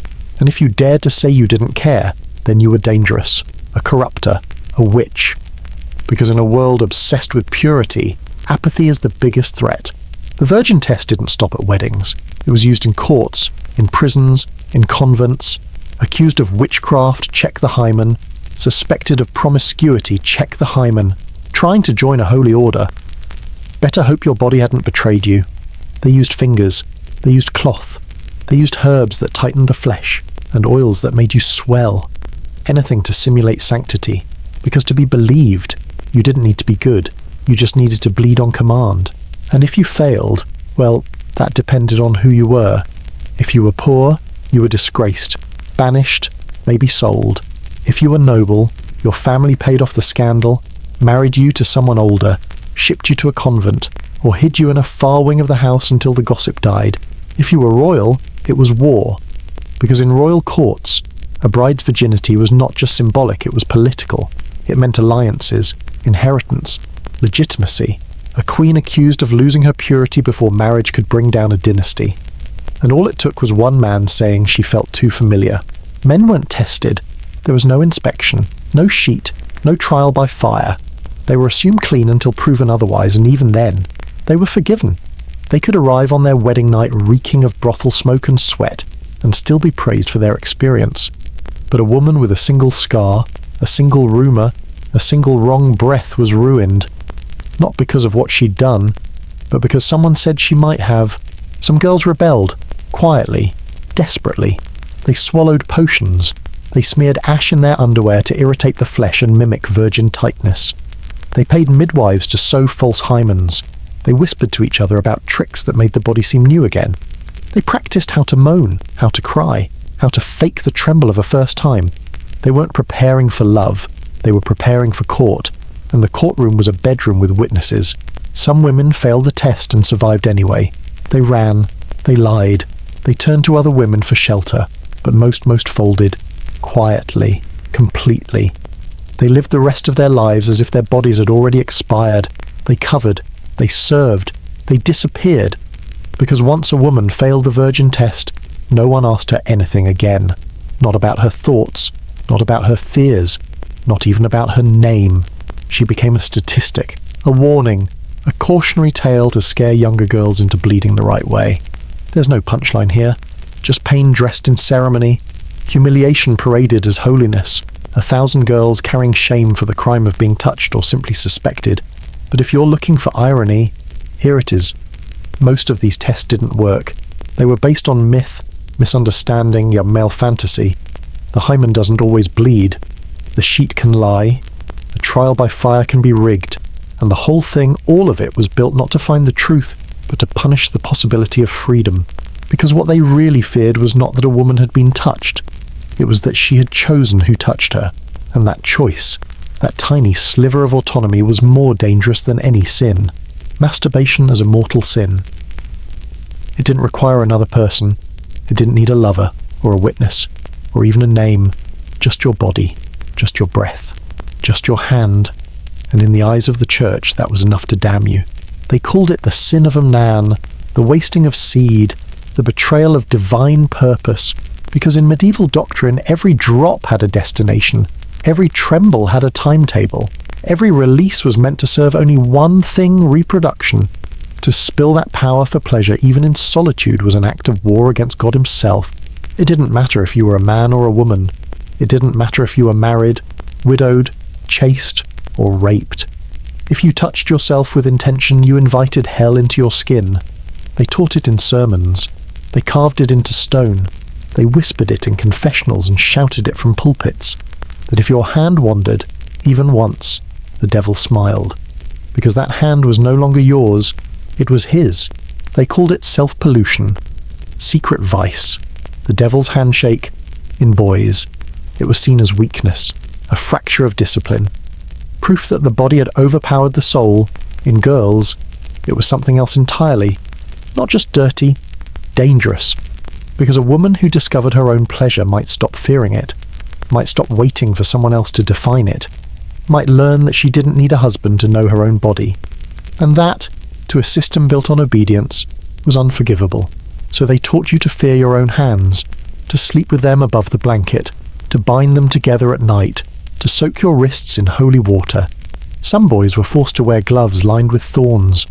Some girls slept with stones between their thighs. Monasteries gave their young novices crude belts of metal, designed not for chastity, but for punishment. Every twitch was suspect, every breath an interrogation. Every morning stain on your sheet was another nail in your spiritual coffin. And the most terrifying part, it didn't even require proof. Only suggestion. You didn't have to be caught. You just had to look guilty. Eyes too heavy, skin too flushed, fingers too twitchy during prayer. They read your sins in posture, in silence, in the way you avoided eye contact when the priest spoke of fire. Because guilt has a smell, and they claimed to know it. Confessors were trained to ask, "Have you touched yourself? How often? What did you think about? Did you reach completion?"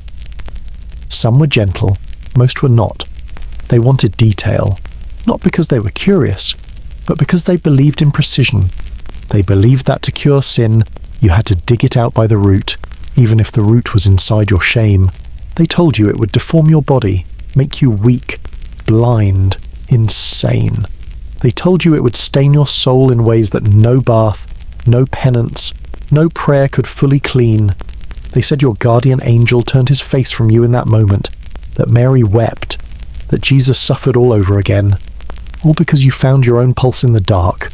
So you learned to watch yourself, to flinch at your own warmth, to treat your thighs like forbidden territory, to scrub your skin until it didn't feel like yours. You counted the days since your last sin like a prisoner carves lines into a wall. You begged for strength, for numbness, for a miracle, but the body, in all its cruelty, kept remembering how to want, and wanting, you were told, was the first betrayal. There are records plenty of them of boys in monasteries who were beaten not for touching themselves, but for thinking about it. They were made to fast for days, to sleep on stone, to wear cords of rope tied tight around their groin until the blood slowed.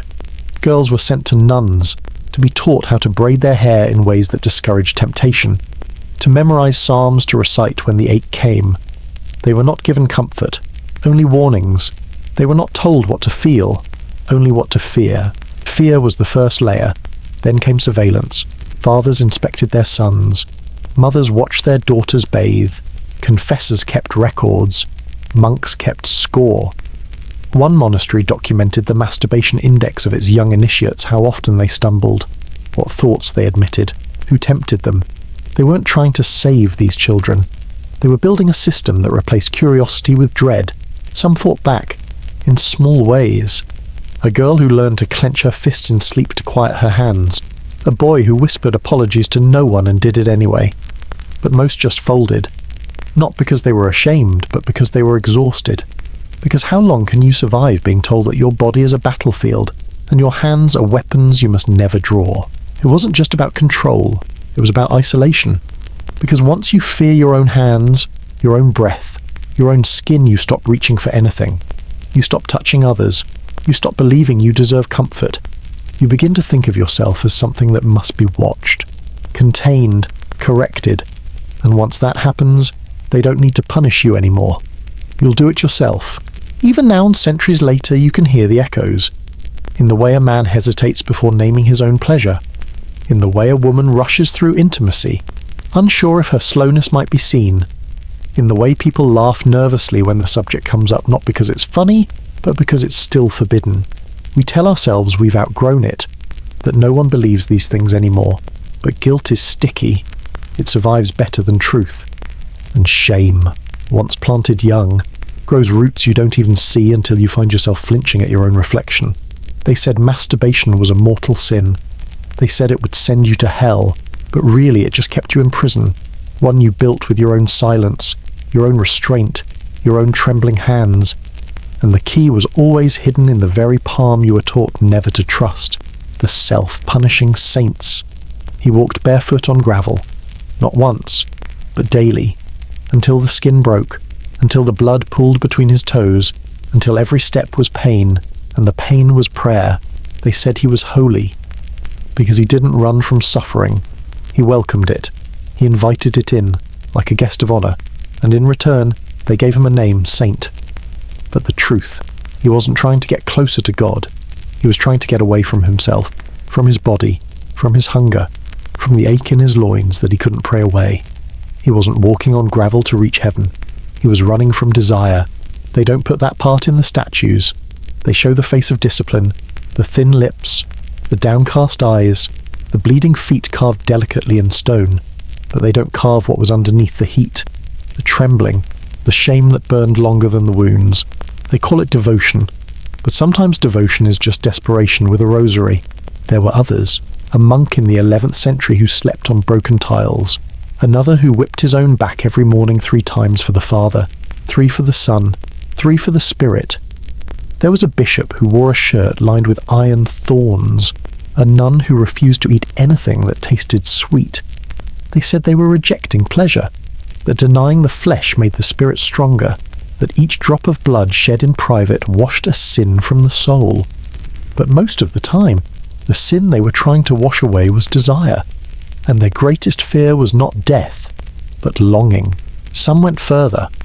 They didn't just punish, they removed. A man in Spain who castrated himself with a knife stolen from a butcher. A boy of 15 who blinded himself after dreaming of a girl he once saw at market. A woman who shoved nettles into her mouth each time she had an impure thought, until she couldn't taste anything but blood. They became saints, too.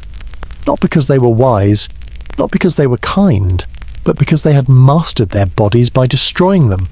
Because in the church's eyes, her pain was proof, and the more you hurt, the purer you must have been. Desire was the enemy. That was the root of it all. Not just sexual desire, though that was the favourite villain, but all wanting.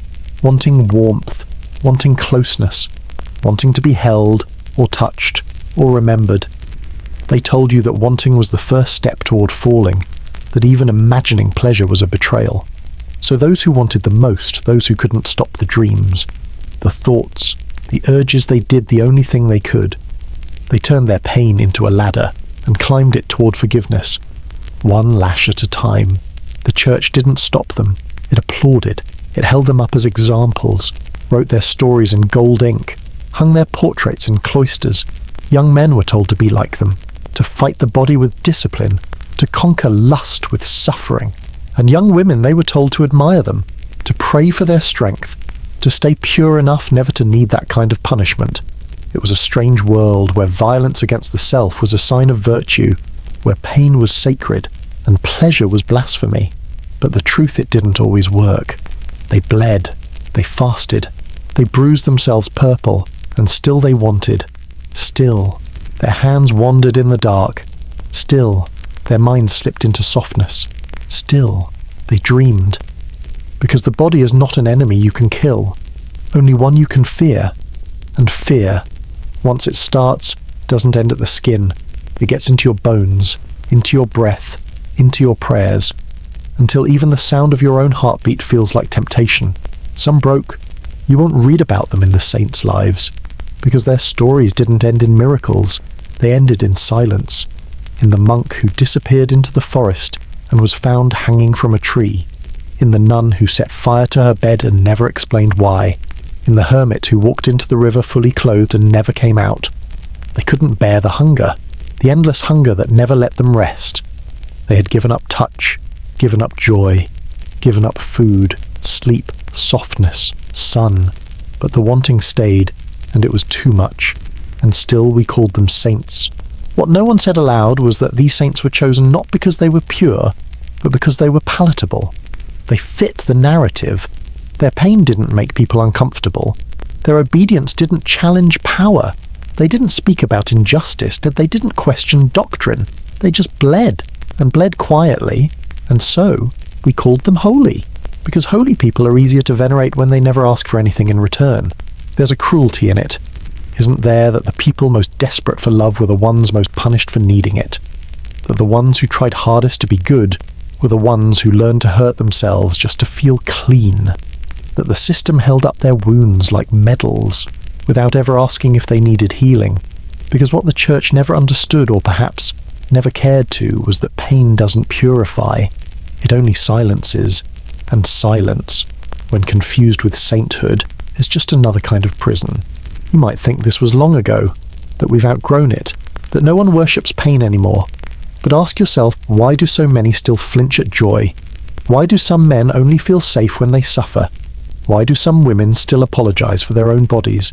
Why do we praise those who resist temptation, but never ask why they were made to fear it in the first place? Pain, once romanticized, becomes a cycle, and cycles don't end on their own.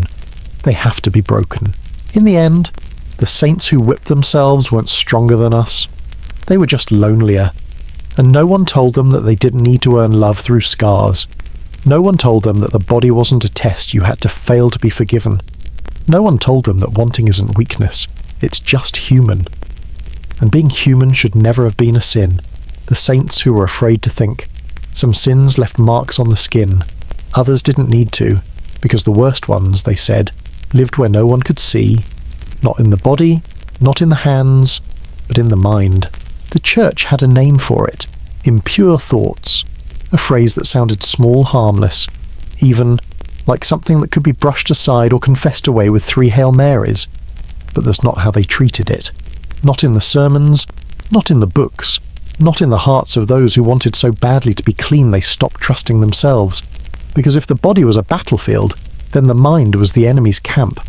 And every thought, every flicker of want, every accidental image, every half-dream at midnight was proof that the devil had already made himself at home.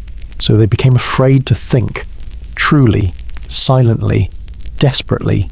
They trained themselves to push away the images before they even formed, to flinch when a face appeared in memory, to bite their tongue when a word just one felt too soft on the tongue. Because in this world, desire didn't start with the act, it started with the idea. And an idea, once imagined, was already a sin. Some saints wrote about it in their journals. St. Augustine confessed his dreams with more shame than his deeds. Others begged God to silence the wicked visions in their heads. One monk claimed he had gone 5 years without knowing a sinful thought. His peers praised him, but what they didn't say, what no one ever said, was how many nights he must have stayed awake, squeezing his eyes shut so tightly he couldn't see his own imagination, not even in the dark. They policed their minds the way others policed their towns, constantly, violently, without rest. Every thought was cross-examined, every dream interrogated, and if a moment of beauty crept in a curve of a shoulder, a glimpse of something unspoken, they turned it into punishment. Some starved themselves after dreaming of a kiss. Some walked barefoot through snow after a moment of imagined warmth. Some bled on purpose to drown out the heat behind their eyes, because the body could be punished, but the mind, it had to be reprogrammed. They memorized scripture. They chanted prayers like shields. They repeated names of saints until their own names felt foreign, not because they believed the words would protect them, but because silence, true silence, terrified them more than sin.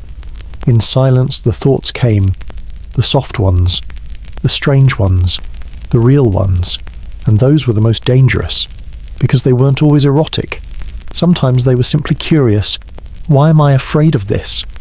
What if pleasure isn't evil? What if God made me this way and that, more than anything, was what they feared?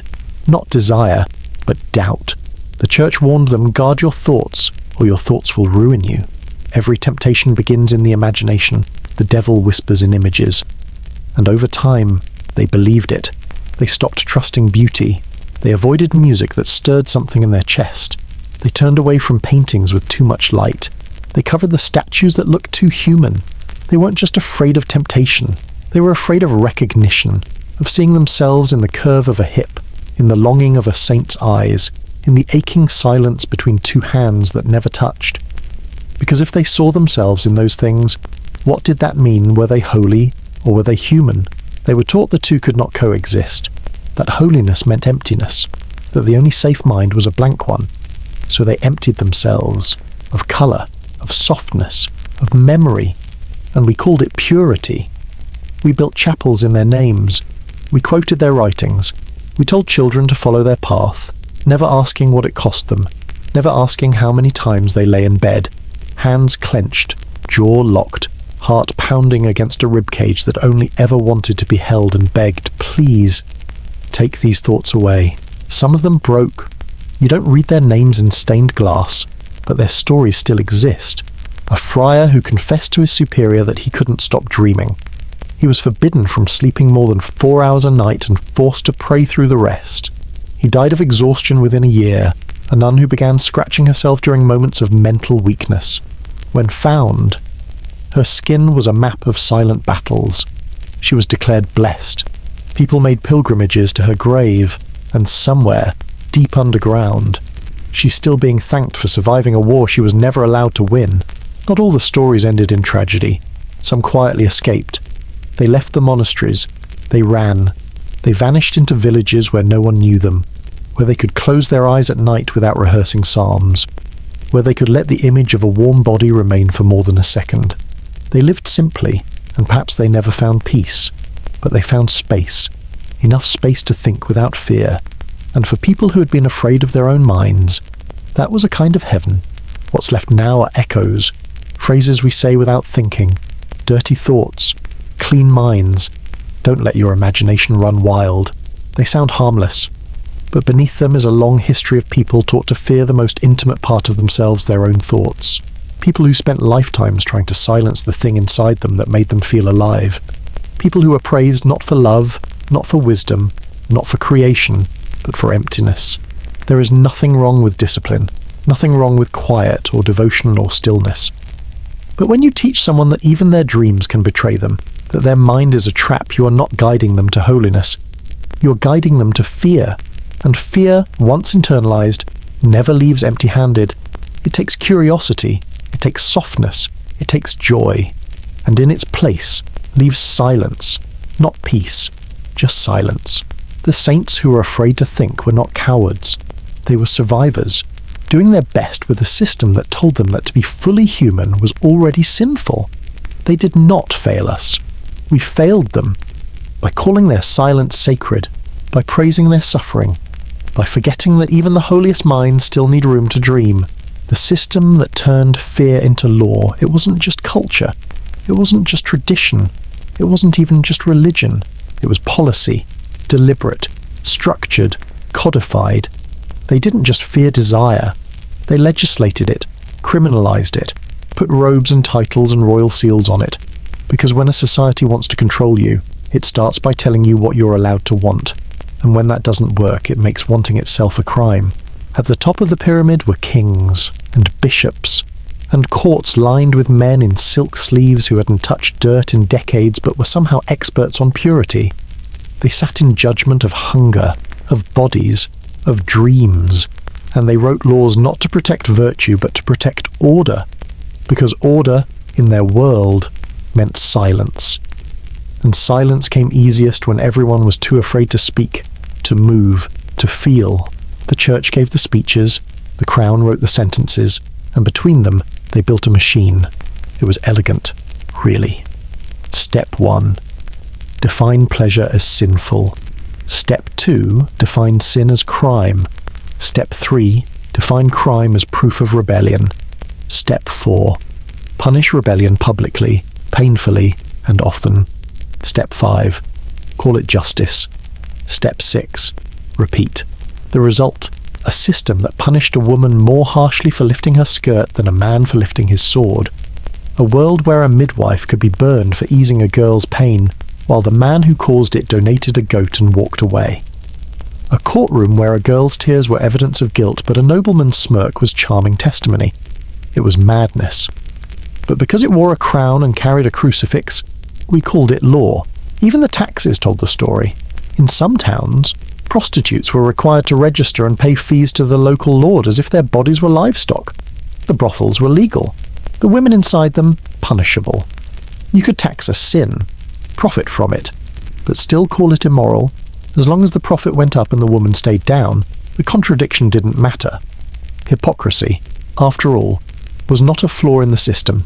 It was the system, and what fueled it all, what kept it running, not righteousness, not justice, not even tradition, but fear, weaponized, sanctioned, passed down like law. Fear of women, fear of pleasure, fear of a loss of control. The men in power weren't afraid of sin. They were afraid of disobedience, of someone wanting something they didn't authorize. So they made fear a law, wrote it into the fabric of everyday life. Don't touch, don't ask, don't wonder, don't remember, don't feel, and above all, don't want. They built it into marriage, a contract, not a connection. A woman handed over like property, a man entitled not just to her body but to her silence. If she spoke up, it was treason. If she withdrew, it was abandonment. If she refused, it was sin. Because marriage was not a place for love, it was a structure for control, a guarantee that someone would always be watching her, owning her, correcting her, and if she escaped, there were laws for that too. They built it into clothing, length, shape, fabric, laws that dictated what women could wear, how high, how tight, how colourful. Because modesty wasn't about decency, it was about visibility. Make her small, make her plain, make her forgettable, so that when something happened to her, no one would remember what she looked like, and when she spoke, they'd already decided she must be deserved it. They built it into education, or rather the lack of it. Keep her illiterate, keep her ignorant, keep her too busy bleeding and breeding to question. Knowledge was dangerous. A woman who could read might read something forbidden, might read about her own anatomy, might realise that pain doesn't have to be normal, might wonder why no one ever asked her what she wanted, and that wondering, that was the first step toward revolution. So they outlawed it, one book at a time. Even confession was part of it. Come to the priest, tell him everything, name your sins in detail, say them slowly, let him ask questions. And when you're finished, leave your guilt in his hands. He will forgive you, or he won't. Either way, you are reminded that your thoughts do not belong to you. They belong to the church, and the church belongs to the men who wrote the laws. By the 14th century, it was complete. A world so afraid of pleasure it built its entire legal code around containing it, not preventing harm, not stopping violence, just controlling who could feel and who had to suffer. And when that control broke, when someone slipped through, they made an example of her. They lit the fire, they rang the bells, they called it purification, and then they slept well, believing the system had held. Again, but here's the truth. The system wasn't built to protect people from sin. It was built to protect power from people. It wasn't about virtue, it was about leverage, because nothing makes people easier to rule than the belief that their own desires make them wicked. Convince a population that their bodies are corrupt and they'll police themselves. Convince them that love is dangerous and they'll destroy each other before they question you. Convince them that pleasure leads to hell and they'll build your throne for you. Then kiss your ring. And it worked. For centuries, it worked so well we still carry its dust in our lungs, still flinch when we feel too much, still shame ourselves for what we like, still apologize for being human. The system is old, but the fear still works. Which means, in some way so does the law, even if it's no longer written in parchment, or carved into church walls. Now it's written in habits, in hesitation, in silence, and that's harder to burn than any book. Are we really free now? It's quiet now. No bells ringing from the monastery, no smoke rising from the pyres, no barefoot girl in a linen shift, dragged into the centre of the village square because of something she dreamed. The church doors are open, the brothels are regulated, the books once banned are now digitised, downloaded, annotated, debated. We live in a world of choice, of progress, of freedom, don't we? You can talk about desire now openly. You can touch without marriage. You can love across gender, religion, continent, and algorithm. You can confess anything to anyone at any time. Swipe, click, match, post, share, tweet, desire. Commodified and convenient. But still, somewhere in your chest does it feel free or just faster? We took the fire out of the public square. But did we take it out of ourselves? We stopped shaming girls for their thoughts, but replaced it with shame for their bodies, their size, their age, their imperfection. We stopped policing virginity with midwives and hymen checks, but replaced it with algorithms that reward nudity so long as it's filtered, marketable, non-political, and monetized. We stopped flogging monks in the dark, but replaced it with endless self-discipline in the name of optimization, hustle, productivity. The tools changed, the punishment softened, but the control, it stayed. We don't call it sin anymore. We call it branding. We don't call it purity. We call it aesthetic. We don't call it repression. We call it discipline, standards, the algorithm. We don't drag people into courts. We just shame them in the comments, privately, passively, publicly. We don't silence women with fire. We silence them with statistics. We say you're free to express yourself. But the second she's too loud, too honest, too complicated, we unfollow. Not because we disagree, but because her truth makes ours feel unfinished, and the men they're told they can want anything, as long as they don't say it the wrong way, as long as they don't want too much, as long as they don't seem lonely when they want it, because longing is embarrassing, vulnerability is weakness, curiosity is suspicious, so they hide it in jokes, in gym routines, in productivity apps.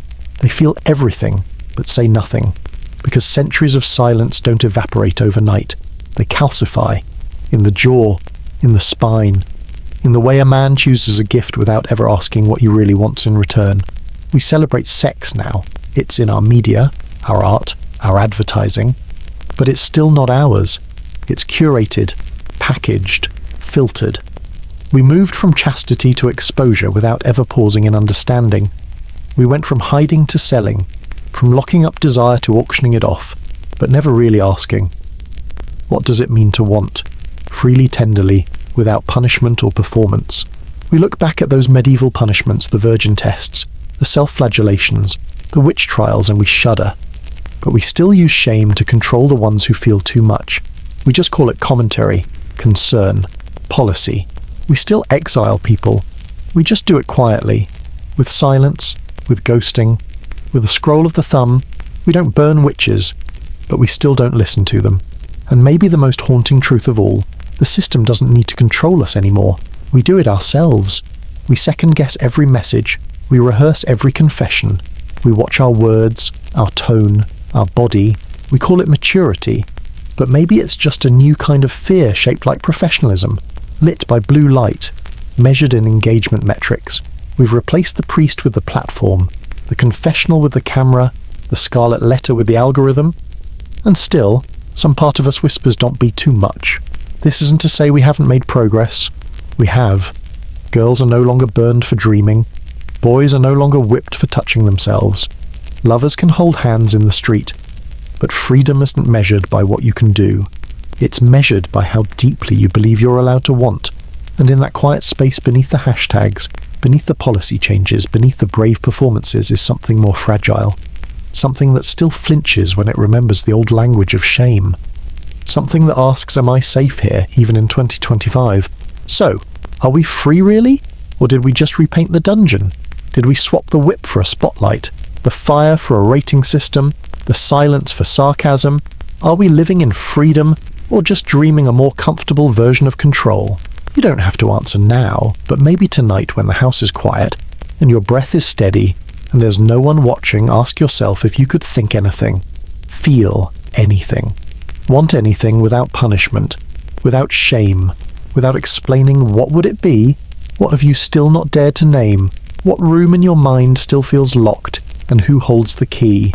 You, or something older, something colder, something that wears a crown of righteousness and whispers in the dark, you should be ashamed. Let that voice speak, then let it fall silent. And when it does, when all that's left is the sound of your own breath, your own pulse, your own truth, ask it one more time, am I free or just behaving? But maybe the most uncomfortable part of this video isn't what they did then, it's what we still carry now. We no longer believe that wet dreams are demonic. We don't light fires in the village square. We don't put girls on trial for the way they move in their sleep. But the fear, the guilt, the shame we feel for things we never chose, for thoughts that come without warning that lingers. And sometimes it's even worse because now it's wrapped in the language of progress. We say we're enlightened, that this is the age of reason. But even as you sit here watching this video, maybe a small part of you still wonders, is it okay that I feel this? Would they have burned me? 2. History doesn't always end. Sometimes it just rebrands. The fires are gone, but the fear has been passed down like an heirloom, carried in fathers' silences, in mothers' quiet warnings, in the way we avoid saying what we really want. This video isn't about judging the past. It's about recognizing it in ourselves. Because until we name what we inherited, we'll keep punishing ourselves for things we never chose. So tonight, as this video comes to a close, don't just leave it behind. Ask yourself, are you really free from what they feared? Or have you simply learned to fear it more politely? Have the chains been broken or just replaced with velvet? You've heard the stories, the trials, the punishments, the saints who whipped themselves raw just to sleep through the night without dreaming. But the question that matters most, the question this video has been building toward all along, isn't about them. It's about you. Will you carry the shame forward, or will you choose something else? Maybe it starts here, with a whisper, with a question, with the memory of a video that didn't offer answers, only mirrors. We've talked about what was on the skin, we've talked about what was in the bed, but let's talk about the hair, the crown you were born with, the one part of you that grew and grew and grew and you couldn't really stop it. Because in the Middle Ages, hair was not a friend, it was a problem. It was a tangle of social rules, physical discomfort, and, well, life. A silent, constant, creeping kind of life that made its home in the tangles of your braid. And this life, of course, was lice. Forget the modern idea of hair as a place for shampoos and styling products. Forget the soft, flowing locks in medieval paintings. Those paintings were lies, propaganda for the eyes. The reality was a mess. Your hair was rarely, if ever, washed. It was matted with sweat and smoke, greasy from weeks without cleansing. And if you tried to wash it, you were back to the same old problem: the cold, the risk, the fear. So instead of washing, people learned to manage. They used combs, of course. Rough-toothed combs made of wood or horn. But these weren't for styling. They were for battle, for scraping away at the scalp, trying to dislodge the tiny, biting armies that had set up camp in your head. Children